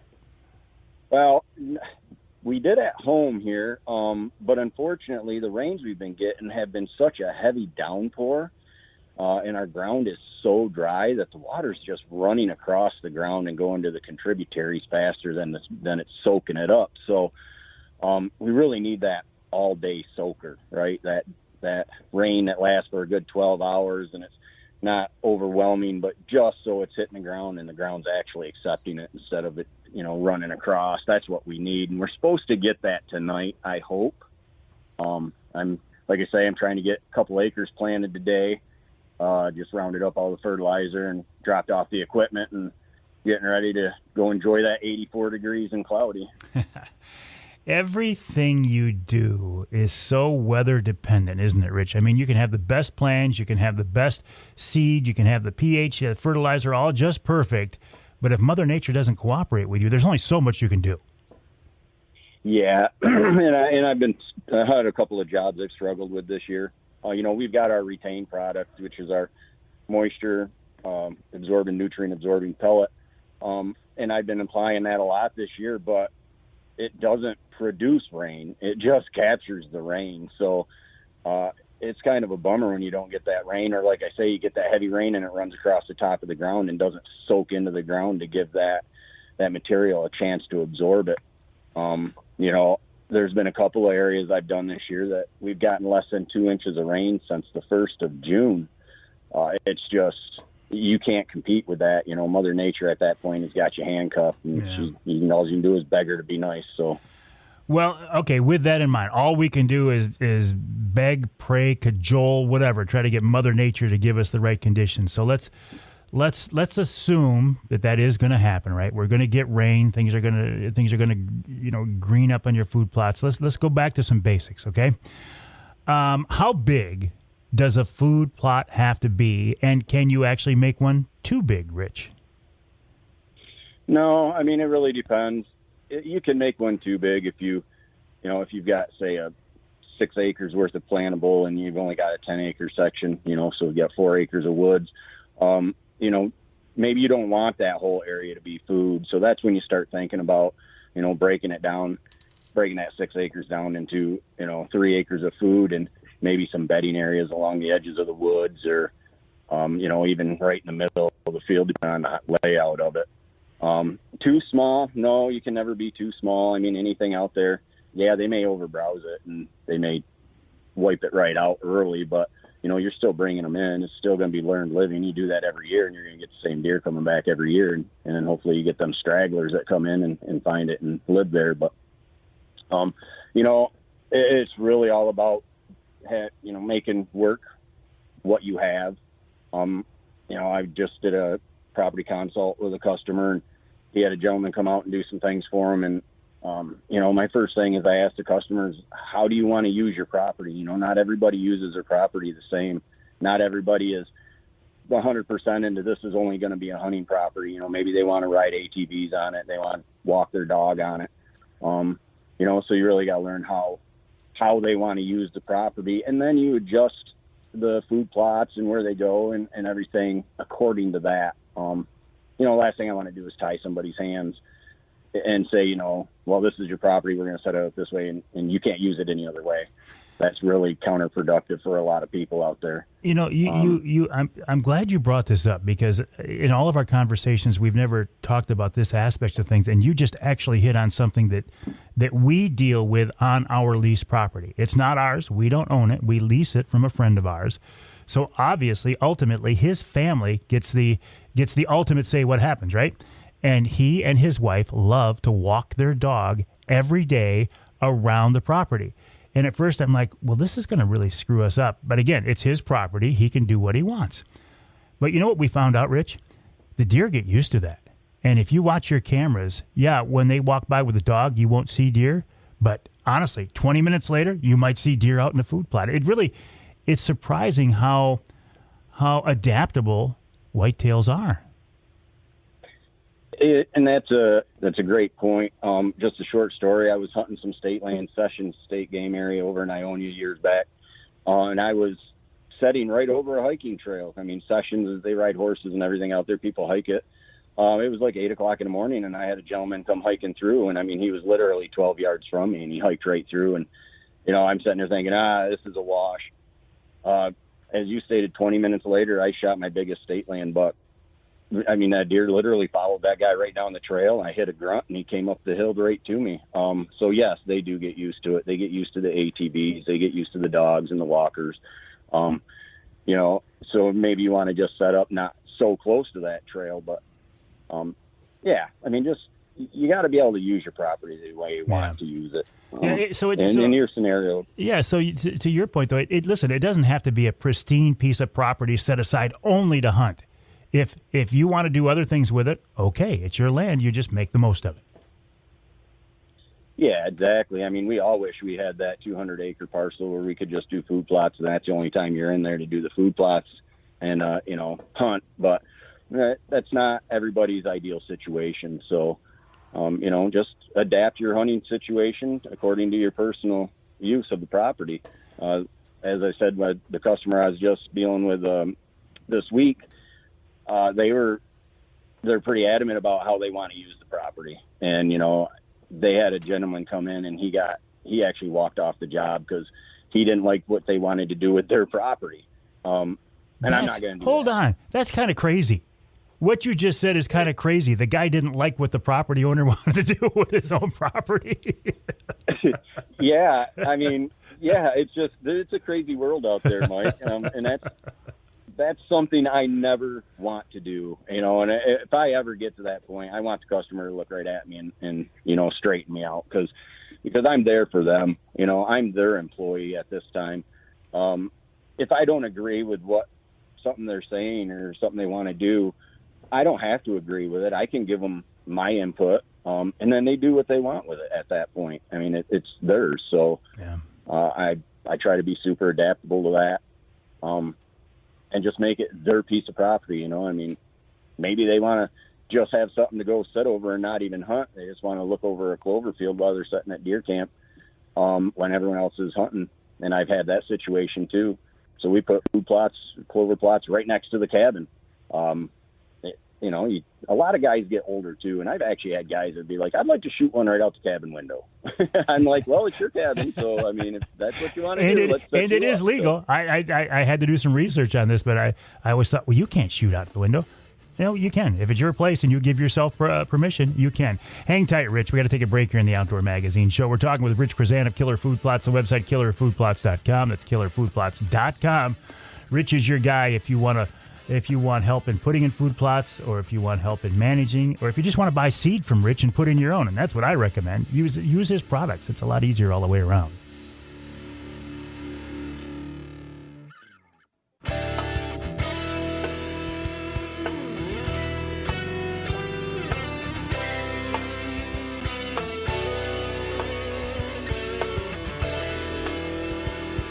You can hear the Outdoor Magazine show in Manistee and WMLQ 97.7 FM. You can hear us in Tawas, WIOS 1480 AM 106.9 FM. And you can hear us in Traverse City, WTCM 580 AM. This segment of Outdoor Magazine, there you go. That's that sound. That's the sound of my Rapid River knife locking back open. I just took it out of my pocket where it is all the time. One of my many Rapid River knives is in my pocket all the time. I think a good knife is one of the most valuable tools you can carry. I mean, you can use it for fun things like, and does this really sound fun? Gutting an animal, field dressing an animal, right? I mean, that is fun. It's part of the process. Or mundane things like opening a box. I have it with me all the time. I use it all the time. And I think if you're going to carry a knife, why not have a knife handmade by craftsmen in Michigan's Upper Peninsula? That's what Rapid River knives are. If you go to their website, rapidriverknifeworks.com, use the promo code Avery15, you can get 15% off your entire order. Or if you go to their showroom on US 2, just east of Rapid River, you can use that same promo code Avery15 and get a deal there as well. Again, check out their website, rapidriverknifeworks.com, rapidriverknifeworks.com. Handmade by craftsmen in Michigan's Upper Peninsula. Of course, Rapid River is a family-owned, Michigan-based company. I love that. Killer Food Plots is a family-owned, Michigan-based company. The guy who owns it, Rich Chrzan of Killer Food Plots, with us now on the Outdoor Magazine phone line. Rich, how do you do this? I mean, honestly, I'm not trying to get into your business here, but let's think about this for a minute. You are a small Michigan-based company competing in an arena that is dominated by these corporate conglomerates that have all kinds of different products out there, a huge advertising and marketing budgets. That's got to be an interesting situation you find yourself in. Yeah, I don't put a lot of thought into it, Mike. There's a lot of stuff out there. Like you say, there's a lot of competition, but being smaller, I feel as though my customer service, even though it may take me, 12 to 24 hours to get back to somebody, I really pride myself on the customer service. Some of them bigger conglomerates like that, they lose sight of that because they're big business, they're big box stores, or they're in the big box stores and stuff. I like dealing with the mom and pop shops, your little archery shops, family farm and home. We're in there. Those guys are really good to deal with. They've really done a lot. So, I mean, if anyone's looking for some seeds, stop in at your family farm and home, and, they've got our Carnage Braskas, our Deep Woods Blend, our Lethal Winter Oats, and our Crop Duster. Those are all great blends to put in this time of year. Crop Duster and Lethal Winter Oats can go in quite a bit later because they're full of cereal rye. Crop Duster has cereal rye in it, and it's got winter oats. And then, of course, Lethal Winter Oats is just oats. But those are really the go-tos right now, the Braskas and the oats and the cereal rye. They mature really quick, which allows you to plant them later in the season like we are. Our Lethal Winter Oats are actually cold tolerant compared to a lot of oats. When they get cold, they wilt down and they lay flat. Our oats will actually stay green, and even with the snow, you can scrape the snow off and they're still green, and the deer love that because it's full of carbs and it's full of sugars. And they grow on anything. You can drop Lethal Winter Oats on cement, and if you get a little bit of rain, it will start sprouting right there. So, when failure is not an option, and you're really concerned about your soil health, go ahead and put oats in. It's a great green fertilizer, helps build the soil. The deer love it. It's good for their gut health. So there's just a lot of benefits. It's really overlooked in the food plot world for, mostly people are just getting started. But do some research, and you'll see there's a lot of people using oats to build their soil, especially the first-time plots, because it's a good weed suppressor too. So, if your first year you turn over a field and you're just waking that dirt up with all those seeds that have been in there forever, they're just happy now that you rolled them into the dirt and they can start producing. So you don't want that to happen. So if you can put oats in, they germinate really fast, and they help suppress them weeds for that first year. And then you can do a soil sample in the spring and see where you're at. hopefully the organic matter build up in there, and you can start over in the spring by doing like our climatized blend. It's got your beans in it, and it's got buckwheat in there, got peas. That's a great spring source of food for the deer. They love it. And it's easy to terminate. Come fall, you can usually just roll that blend in it. As soon as you break the stems, they're done. And you can go right in there with oats or your brassicas or whatever you want in the fall. So this is a pretty exciting time of year. Again, I wish we'd get a little more rain, but you just never know. I'll take the cool down, though. I mean, it's almost 10 degrees cooler here today than it was yesterday, so I will take that. Absolutely. And I know from talking with you on the last podcast, too, that if you see ferns on your property where you want to put in food plots, that right away will tell you something. You got to do a little extra work, right? Yeah, you're going to want some lime. Ferns love that 5.2 to 5.5, 5.7 pH, which is really acidic. You find that in your sandy areas up north. So, yeah, just expect to have to put down more lime in that area, whether you can get ag lime in there or if you just have to buy the bags of pelletized lime and put it in a spreader. Just be prepared for that. They usually, with the ferns, I mean, they're easy to terminate, right? Because the fern, once you break that stem off, it won't release for the season. So if you do have ferns coming up in an existing food plot, just go out there with a hand sickle and just knock them down, and they won't regrow. So that way it takes the shade away from your food plot, because those things are terrible. I mean, they shade out.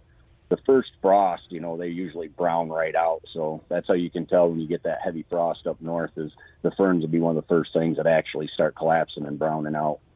Can you just put lime on the ground and leave it, or do you have to turn it in? You can put it right on top. When I'm doing my no-till, when I'm just drilling seed in, I will do that. I'll put it on top. It's just, if you do it too much without turning the dirt at least once every few years, you'll get a hotbed on top of your soil. You get that 1 or 2 inches on the top that is probably hotter than the root base, the 4 to 6 inches down where the roots are. So you can do it. You just want to be careful. A lot of times I'll start drilling when the soil has already been amended. It may take a year, 2, 3, 4 years. Then you do a soil sample and you see where your NPKs are. And if they're at a good range, then, you can get away with drilling in the seed and you can put fertilizer over top of it. But it's going to take minimal fertilizer at that point, so you won't get that, what we call a hotbed. I've heard you talk about this before, that, this is kind of a long process. It's going to take you a few years to get things where you want them. However, I'm not a patient guy, Rich. Can I go out right now and do something now that's going to have an impact this fall without waiting 3, 4, 5 years? Yeah, absolutely. Start doing oats. It's a great green manure is what we call it. It starts building the soil, and again, the deer are very attracted to that. So, again, if failure is not an option, put down oats, work the soil, drag the seed in, pack it, and watch it grow. I've had oats actually start coming out of the ground within 24 hours. In an ideal situation, within 24 hours, we've had sprouts. But that was amending the soil to where it needed to be, planting it, and it rained as soon as I was off the tractor. So does that happen all the time? Not this year, for sure. But when you can get this year, does it happen often? No, not this year. It doesn't.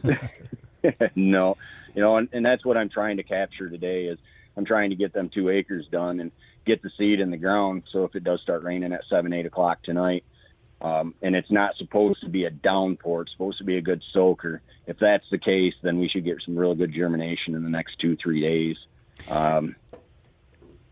I had Tom Campbell of Woods-n-Waternews on the show in the first hour, and we were talking about the big outdoor show coming up the 5th, 6th, and 7th of September.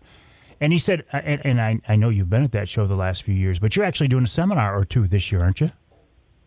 Yeah, I did. I started doing that last year. It's way out of my comfort zone for sure.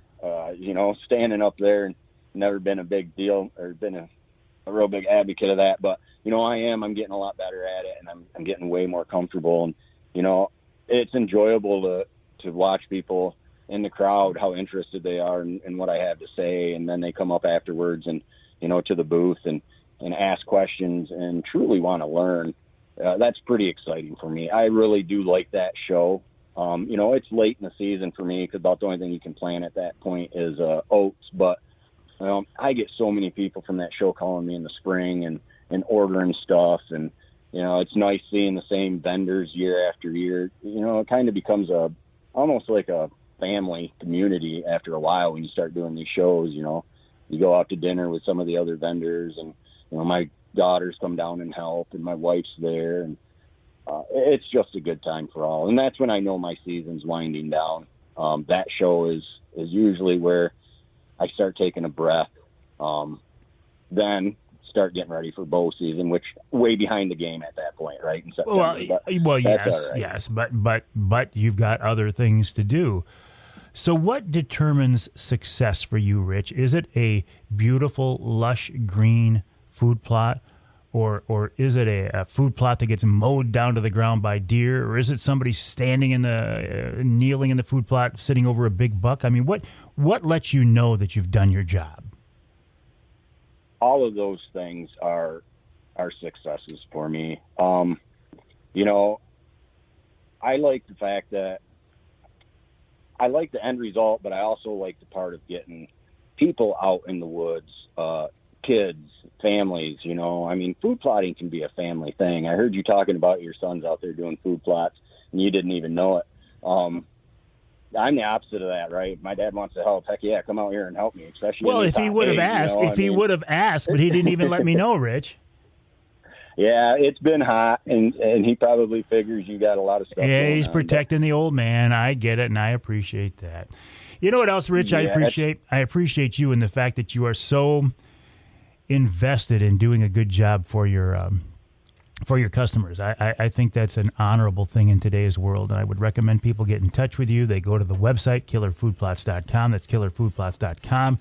Keep an ear out for the latest Killer Food Plots podcast. And, this time of year, you and I, when I can get you off a tractor, you and I will be talking again very soon, Rich. So I appreciate your time, buddy. Yeah, I appreciate it too, Mike. I enjoy every conversation we have. Rich Chrzan of Killer Food Plots, killerfoodplots.com, killerfoodplots.com. We'll take a break. Lots more coming up. I mean, time's running out, but we still got a lot more to do right here on Outdoor Magazine.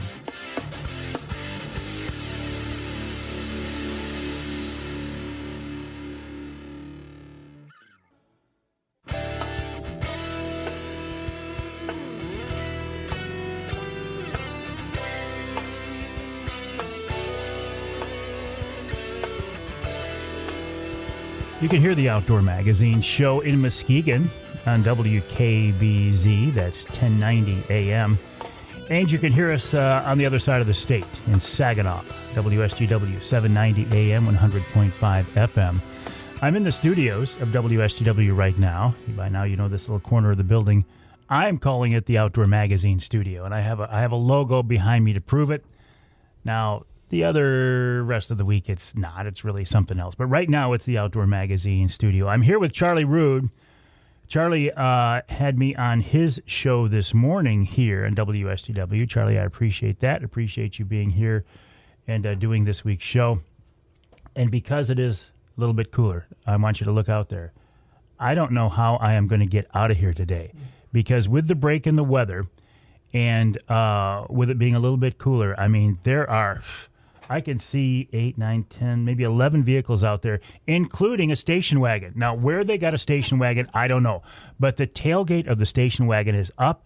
There are kids sitting there in that jump seat back there. They're eating ice cream, and they're waiting for Charlie, and they're chanting, Charlie, Charlie, Charlie. I'm going to see if that station wagon has me fascinated. That is so cool. And, of course, there's a bunch of vans out there as well. So anyway, I appreciate, Charlie, I appreciate you and everybody here at WSGW for being a great partner with me. It does mean a lot. This segment of Outdoor Magazine is brought to you by Reader Landscaping. Reader can take care of your lawn and property because it's your nature and their nurture. Let them create an outdoor getaway in your backyard. Right now, for fall is for seeding and planting landscapes. get a core. They're going to core my yard out as they do, and then overseed it for a beautiful, healthy lawn in the spring. Landscape lighting, fireplaces, pits. If you live in mid-Michigan, central Michigan, the lakes are supposed to come back in May of next year. How exciting is that? Man. So if you're looking to take advantage of that, Reader can partner up with you now and come up with a plan for next year. So when the lakes come back, you've got beautiful landscape, lawn, and property. Oh, it's really exciting. The website is readerlandscaping.com. That's readerlandscaping.com. They've been doing this 60 years. You do not stay in business for 60 years if you're not doing something right, and Reader is doing something right. readerlandscaping.com. Okay, so it is the month of August now. What does that mean to you? Is it a time where you're like, oh, man, I can't wait for the kids to go back to school and get out of my hair? Listen, I remember those days. I get it. That's good. That's good. But you've got just a few weeks left. You got a few weeks left to get the things done for the summertime that you want. Now, yes, is there going to be wonderful, beautiful weather after this? Of course there is.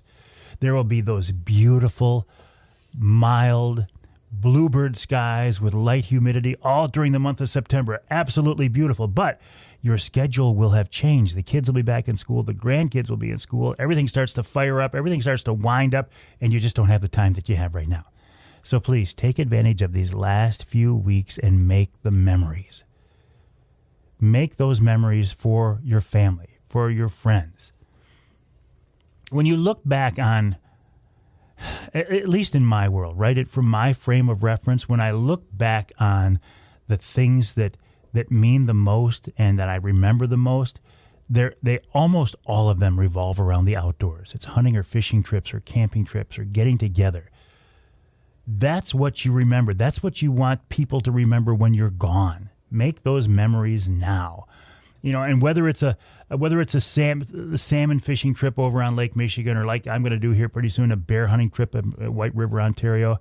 A few years ago, we took my son James went with me, and my grandson Trent went with me. Trent shot his first bear. Now, if you don't think that he's going to remember that hunt for his entire life, he will. But you know what? I will as well. It's the memories in the outdoors that mean so much. And that's why this whole outdoor lifestyle means so much to me. That's why I am committed to doing what I can in whatever little way. And look, I'm just one guy, but I do have a radio show. And that does give me a little bit of a voice. And to be honest with you, I try to take advantage of that in a positive way whenever I can. To promote hunting and fishing and shooting and trapping, to encourage people to get involved in hunting and fishing and shooting and trapping, and just this outdoor lifestyle in general. And it's been a great ride. It's not over for me yet, I don't think. We'll see. Only God knows. But no, I'm gonna continue on this for a while. It's like, you know, when I look back at the golf outing from last weekend, the fact that I am blessed to be in a position to help facilitate something like that and to help make something like that happen, where we raised $22,000 in a one-day event for the MUCC youth camp. That's pretty cool.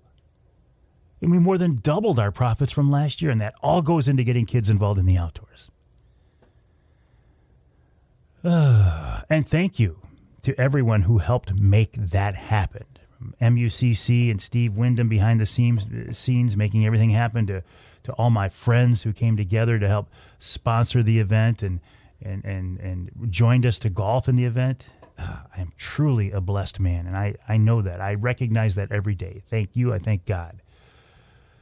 We'll take a break here in the Outdoor Magazine show. When we come back, we're going to wrap it all up with wild game chef extraordinaire Dixie Dave Minar. And I know this week Dave has a beaver recipe. Now, I know that because I was talking about the beavers in the pond behind the house the other day. So I said, all right, well, they're not going to be out there forever once they start causing damage. And Dave says, I've got a beaver recipe. Now, I'm not telling you I'm going to eat those beavers, okay? I'm not. Don't get worried. And if we have to trap the beavers out of there, we will use a live trap, and we'll just move them to someplace else where they're very happy and contented, and they're not eating the trees behind my house. But if they don't do any damage, they're welcome to stay because they sure are fun to watch.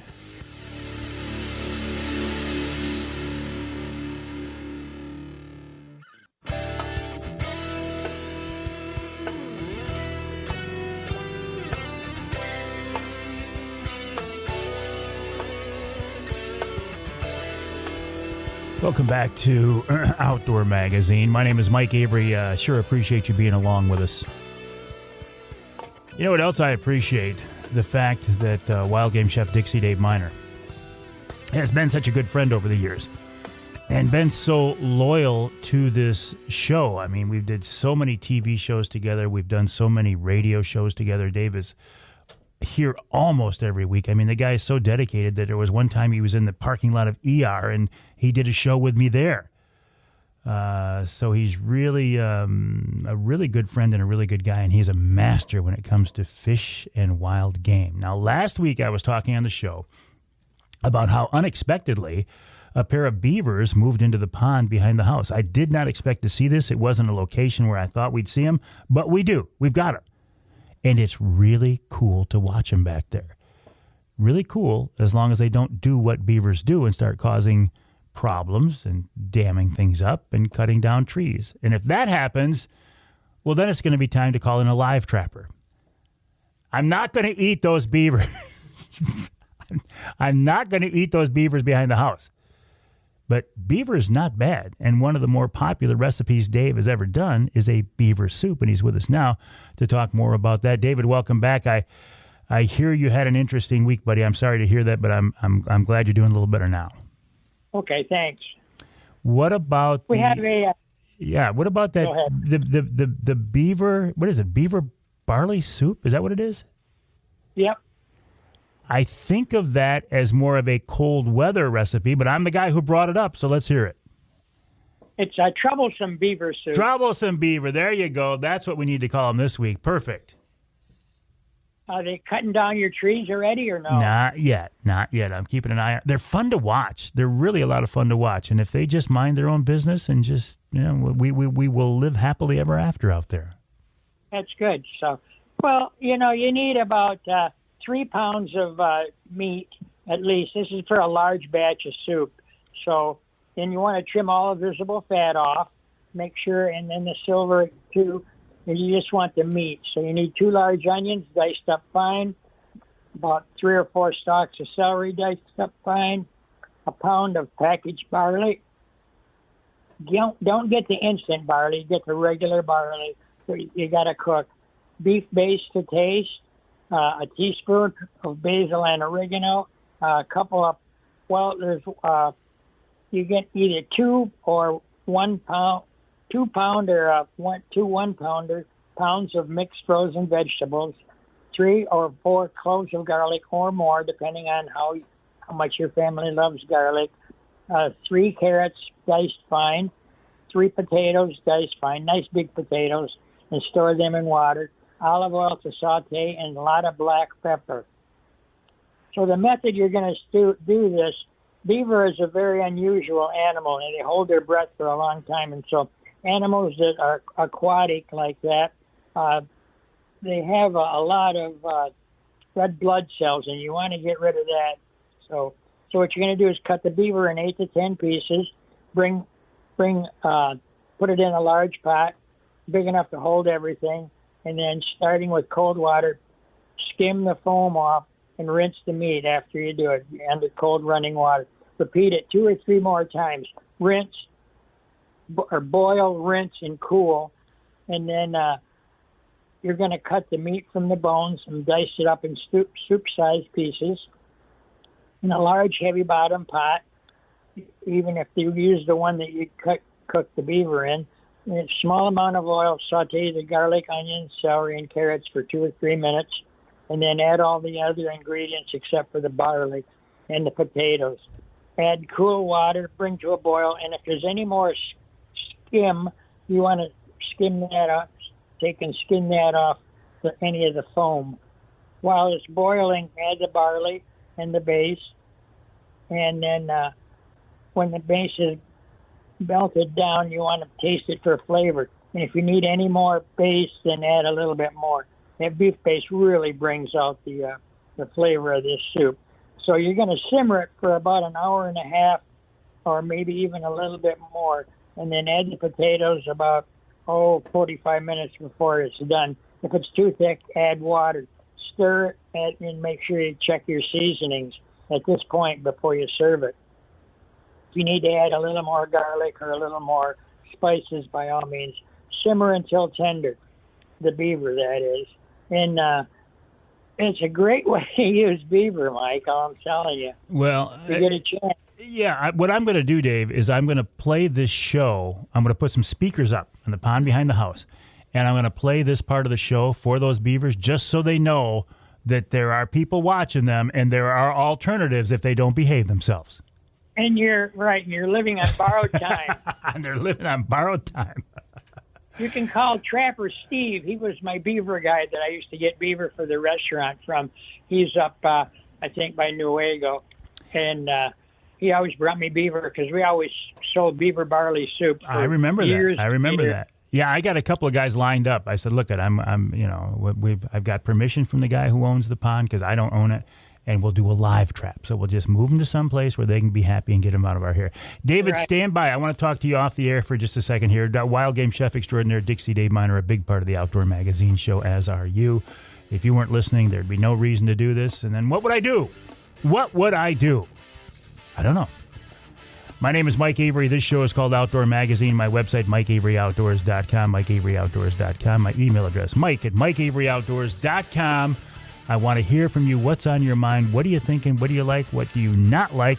Let's talk next time right here on Outdoor Magazine.